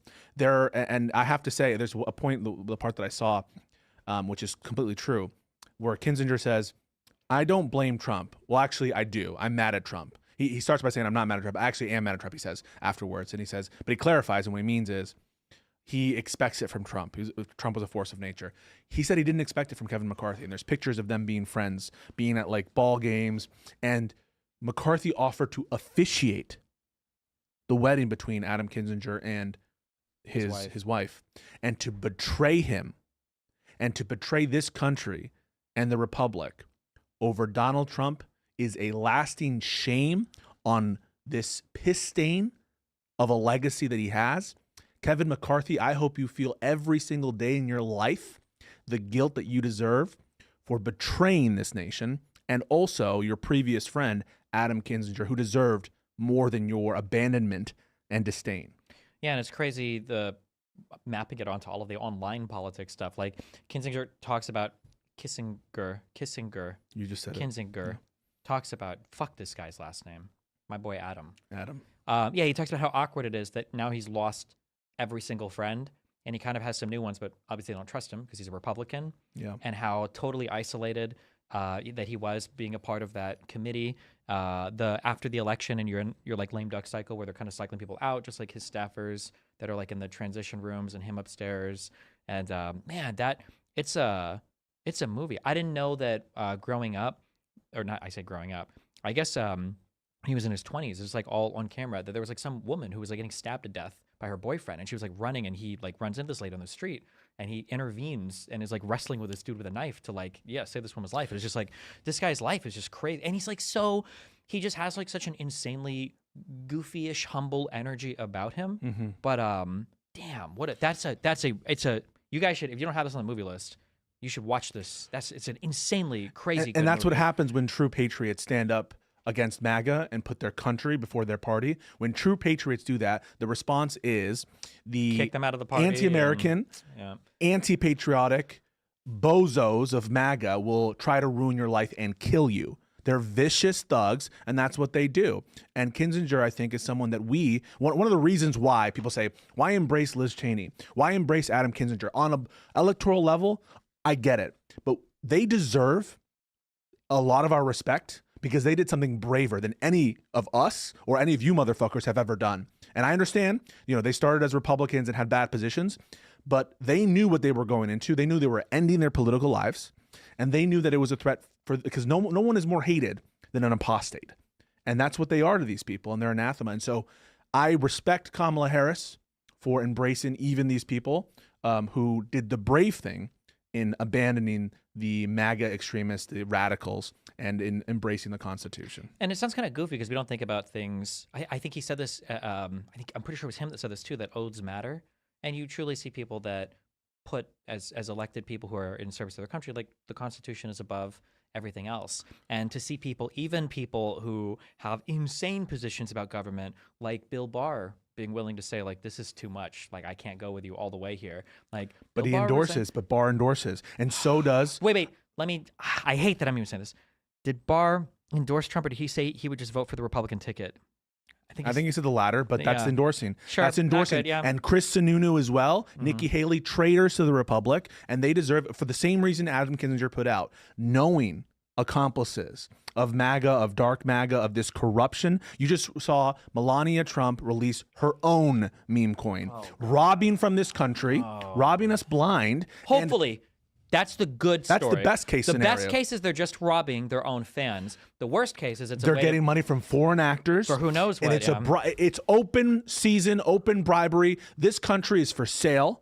And the people calling out are getting death threats. And I just think that's despicable. And we're not the only ones who believe that. The other people who believe that this country is under attack by radical MAGA Republicans, and we need to stand up to them and empower voices who are against that, are the 100 or so plus DGGers on no notice who showed up to this event afterwards at a pub to gather with each other, to meet each other, and physically come and basically to celebrate the fact that, you were in the city and to, show up for New York.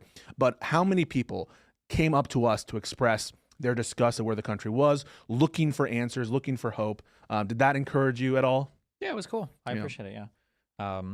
After we'll be talking a lot about after we run through all these interviews for the DNC chair stuff. Like we have to find more positive ways to pour our energy into things, and we'll definitely be doing that. We'll have that conversation in the coming weeks because it's crazy to think.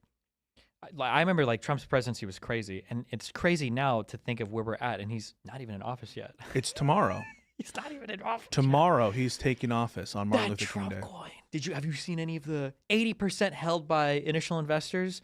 It's when I checked last night, I think it was over an $18 billion market cap. I don't know if it's gone up more, if anybody knows. 18. And it will be the biggest crypto scam in all of history by the president. Well, hold on. I'm so sorry. I keep misspeaking. Not by the president of the United States, but by Donald Trump, an American citizen, because that's not going to any campaign. It's not going into any sort of electoral fund. It's not. It's just to enrich him personally. He also happens to be the president of the United States.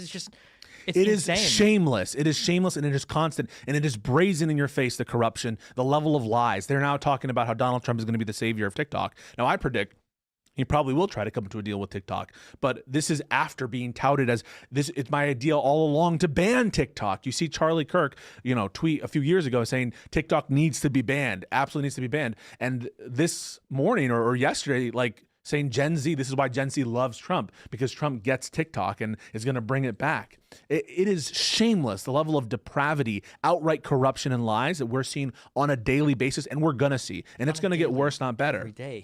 He truthed out, I think it was an hour ago, I saw the, right before I spoke to Marianne, that he wants America to own 50% of TikTok. So I don't know what that means. I don't know if we are actually socialist communists now, where the government is having ownership in state-run media. But also, the thing that scares me the most about that tweet isn't the absurdity of that statement or the hypocrisy of all the supporters who are like, oh, I don't want state-run media.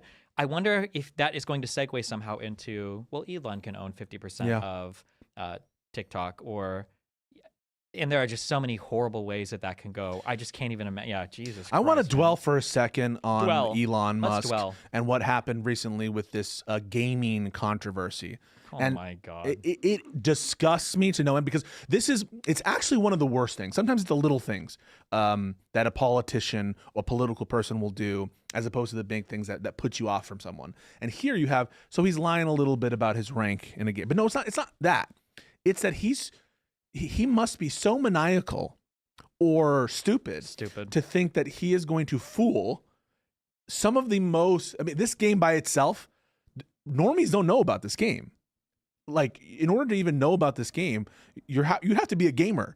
You think that they're going to not notice that you're a fucking noob?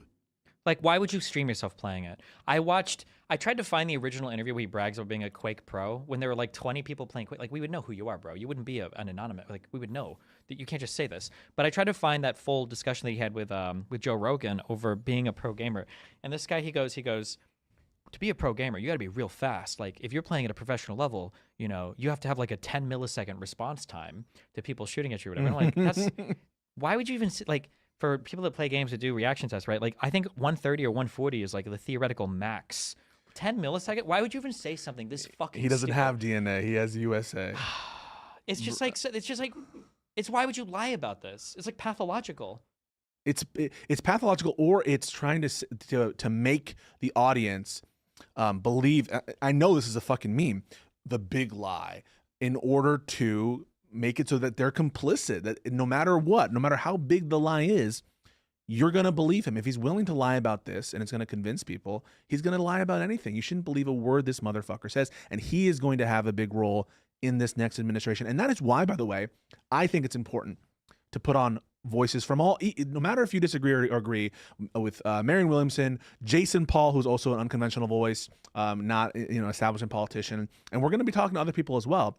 I think it's important to hear these voices because we need to have, frankly, a new perspective, a new strategy, something to address with this blatant corruption. If it's so obvious and in your face, how are we not capitalizing on this? And how are we not winning more elections? Like you said, anything short of a 50-state landslide in this election, to me, would have been an indictment on this the country. American people, yeah. I think that one of the things we spoke about, and I kind of mentioned earlier, is trying to find more, like, we're going to find fights every few months, every year to be involved in, right? Because we have to get, like, wins, because it feels really doomer right now. But, trying to be positive, because we should. Yeah, We've come be back from worse, historically, and empires have also fallen, so either's possible. But I think that we need to view 2026 as, like, a big, like, staging ground for, like, this is hopefully where we have righted the ship already, because just on a historical basis, midterms, incumbent party tends to not do as well. But we've already seen kind of fracturing in the Republican and the normal base. kind of like, yes. With the H-1B stuff, that was a fight. I think the crypto stuff is going to be rough. We'll see. Because you have to keep in mind too, and I know that I can be hyperbolic with my language, and I'm trying to do better at, like, who I fixate on and who I hate. All of these crypto people that have gone along with Trump, these guys did not become hardcore authoritarian MAGA conservatives overnight. They're just kind of along for the ride because they think he's epic and because of the crypto stuff. These are the Portnoys of the world, the bros of the world. But these are not people who are like, we really need to re-examine gay marriage or stuff like that. These are people who are probably like, trans people are okay, maybe just not trans kids. Like, they're conservatives, but they're not like as crazy as you think. But they're also low information. They are low information, but that means that what I hope is going to happen is that if the Trump stuff falls apart, you're not going to have a bunch of people who were MAGA who are now, like, looking for their next authoritarian leader. I think it's going to be a bunch of people who are kind of like looking around, scratching their heads, who are like, waking up. What the fuck just happened? Yeah, what the fuck? Where did this come from? And then that's the opportunity, hopefully, for, like, a well-formed Democratic establishment, for a party to come in and, like, do their messaging better, signal the wins better, and be more positive. And you said it right. I think I was listening to the DNC forum of the DNC chairs.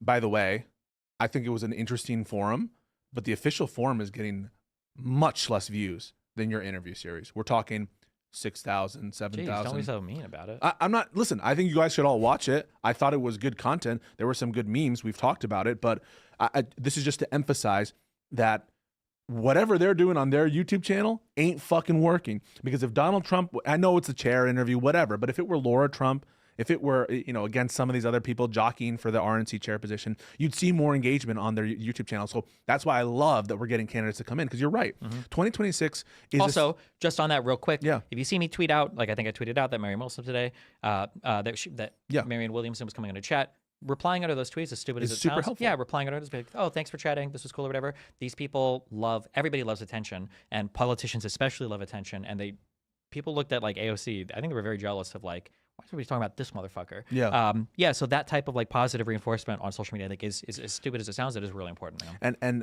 it'll be important going into 2026. 2026 starts today. Now.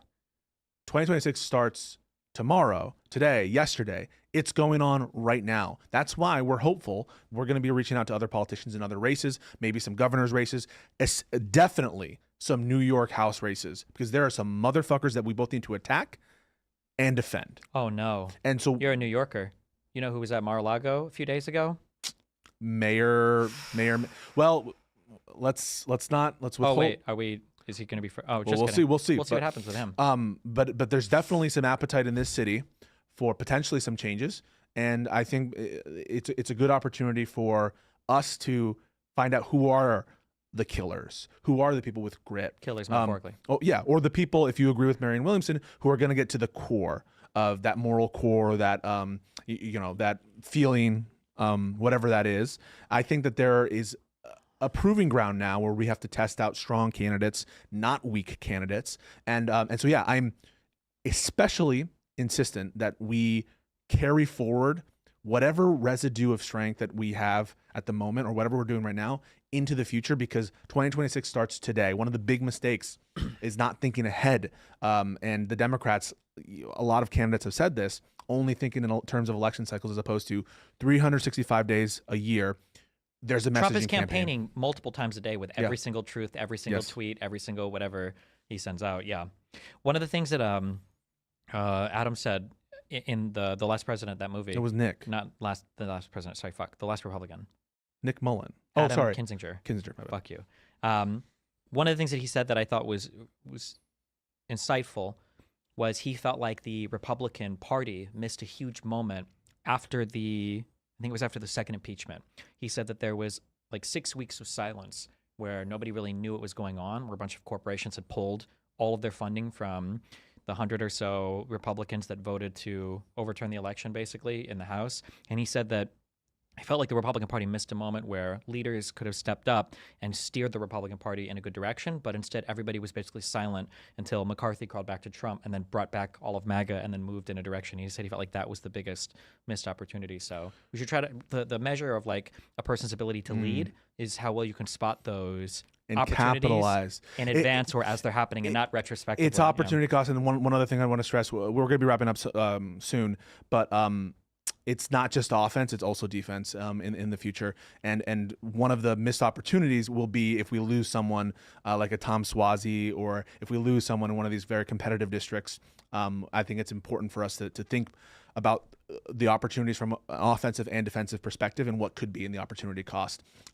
We have more stuff. I think we can announce at least one of the days that we're doing next week, actually this week, the day after the inauguration. We'll be speaking, Stephen will be speaking to Ken Martin, who right now is also in the DNC chair race. I think by a lot of accounts, Martin, Wickler, a couple of these other candidates are prominent people in the party and getting a lot of big endorsements. And so Stephen will be speaking with him. And to help guide that information and also have a little bit of a sit down with Stephen as well, hopefully we're going to be able to get Harry Sisson to come in. He's also, I think, based in New York and being able to talk to you. And following that week, we're going to have other content as well, maybe some influencers, maybe stuff like that. So keep your eyes peeled. It really, I know that a lot of these have been short notice. We put it together kind of on a little bit of a short notice, but I'm really, really optimistic and have a lot of like invigoration from how well it's being received and how you guys are really stepping up to the plate in promoting it and in talking about it. That makes me feel really good. Yeah. Also keep your eyes open for Destiny Coin, $DST. It is going to be awesome. I like how they don't even pretend to make it like a project. It's literally just called like Trump meme coin. Like that. It's just a meme coin. It's just literally to pump and dump. They'll defend it. And there will be no justice. There will be no justice for this. That could be our upside. If Trump Trump won't. Hopefully Trump's not president again in 2028. Maybe the next guy that comes in can go after him. They'll have a new SEC chair guy who will be like, this was not a good coin scheme, and that'll be the way we get justice. It'll be like when they went after OJ the second time or whatever, right? And they got him in the coin. It was the crypto coin. New SEC chair, Merrick Garland. I hear he needs a job. We don't talk about Merrick Garland here. We don't talk about Bruno. Ooh, you would have been real mad. I didn't know how many people in that theater were DGGers. If I would have known now, this would have been like, have you been to like a midnight movie? When you got there, I would you have like been screaming so were you much. like, oh, I'm Destiny. Hi, everybody. Settle down. Did people clap? Of course, obviously. Did they clap? No, but close enough. They were in their minds. But yeah, Adam was talking constantly about like Merrick Garland failed us and he didn't go in. He said and I that? was like, yeah, and I was like, man, Pisco would have been real mad if he was here. And every time he said that, I heard people in the audience, this is Pisco. And they were like, ooh, they were looking for you. Mitch McConnell failed us too. I mean, that impeachment stuff was wild. So folks, let's stay connected. Let's stay cool. Let's make sure that Stephen wears some polos from now on. August, why haven't we put up Joanna's presentation about the Polo King? We're working on that, okay? Where's the Jan 6 video? It's next. Ken Martin is going to help us drop it. This Tuesday, Ken Martin, He's Jan announcing 6 it with video. me, actually, we're just going to sit and watch it for 4.5 hours because it's a long video. Oh, wait, last thing, and then we can cut. What do you think about people like Snoop Dogg, Carrie Underwood, and like just going and playing music at the inauguration, that kind of stuff? I mean, everybody wants to be part of the cultural moment, I guess, and there's a lot of money to be made over there. So you're guarding yourself a little bit. And no, I obviously think it's gross. What do you want me to say? What do you want me to say? It's horrible. What do you want me to say? Obviously, it's bad. I disagree with it. Okay. Yeah. Is there anything else that you feel that you want to say to your fans in this moment? Everyone's watching. I also have a rank 10 character on Path of Exile too. I've been playing a lot on the plane, and I'll be revealing that when I get home as well. Yeah. I always play on the most extreme hard difficulty, and yeah. Folks, this has been great. Thank you, everyone, for tuning in. Steven, I'll give you the last word. Thanks for helping out, you and Joanna and everybody else behind the scenes whose names I don't think I'm allowed to say yet, but I really appreciate all the help. It's been cool. We're setting all this stuff up like super dynamically. I've done basically nothing but fly in and show up, and you and Joanna and all the other help have like taken care of everything. So it's really cool. This is all working out, and yeah, we super appreciate it. We're here in a couple days, and by the end of this month, we'll be the kingpins of the Democratic Party. You know, it's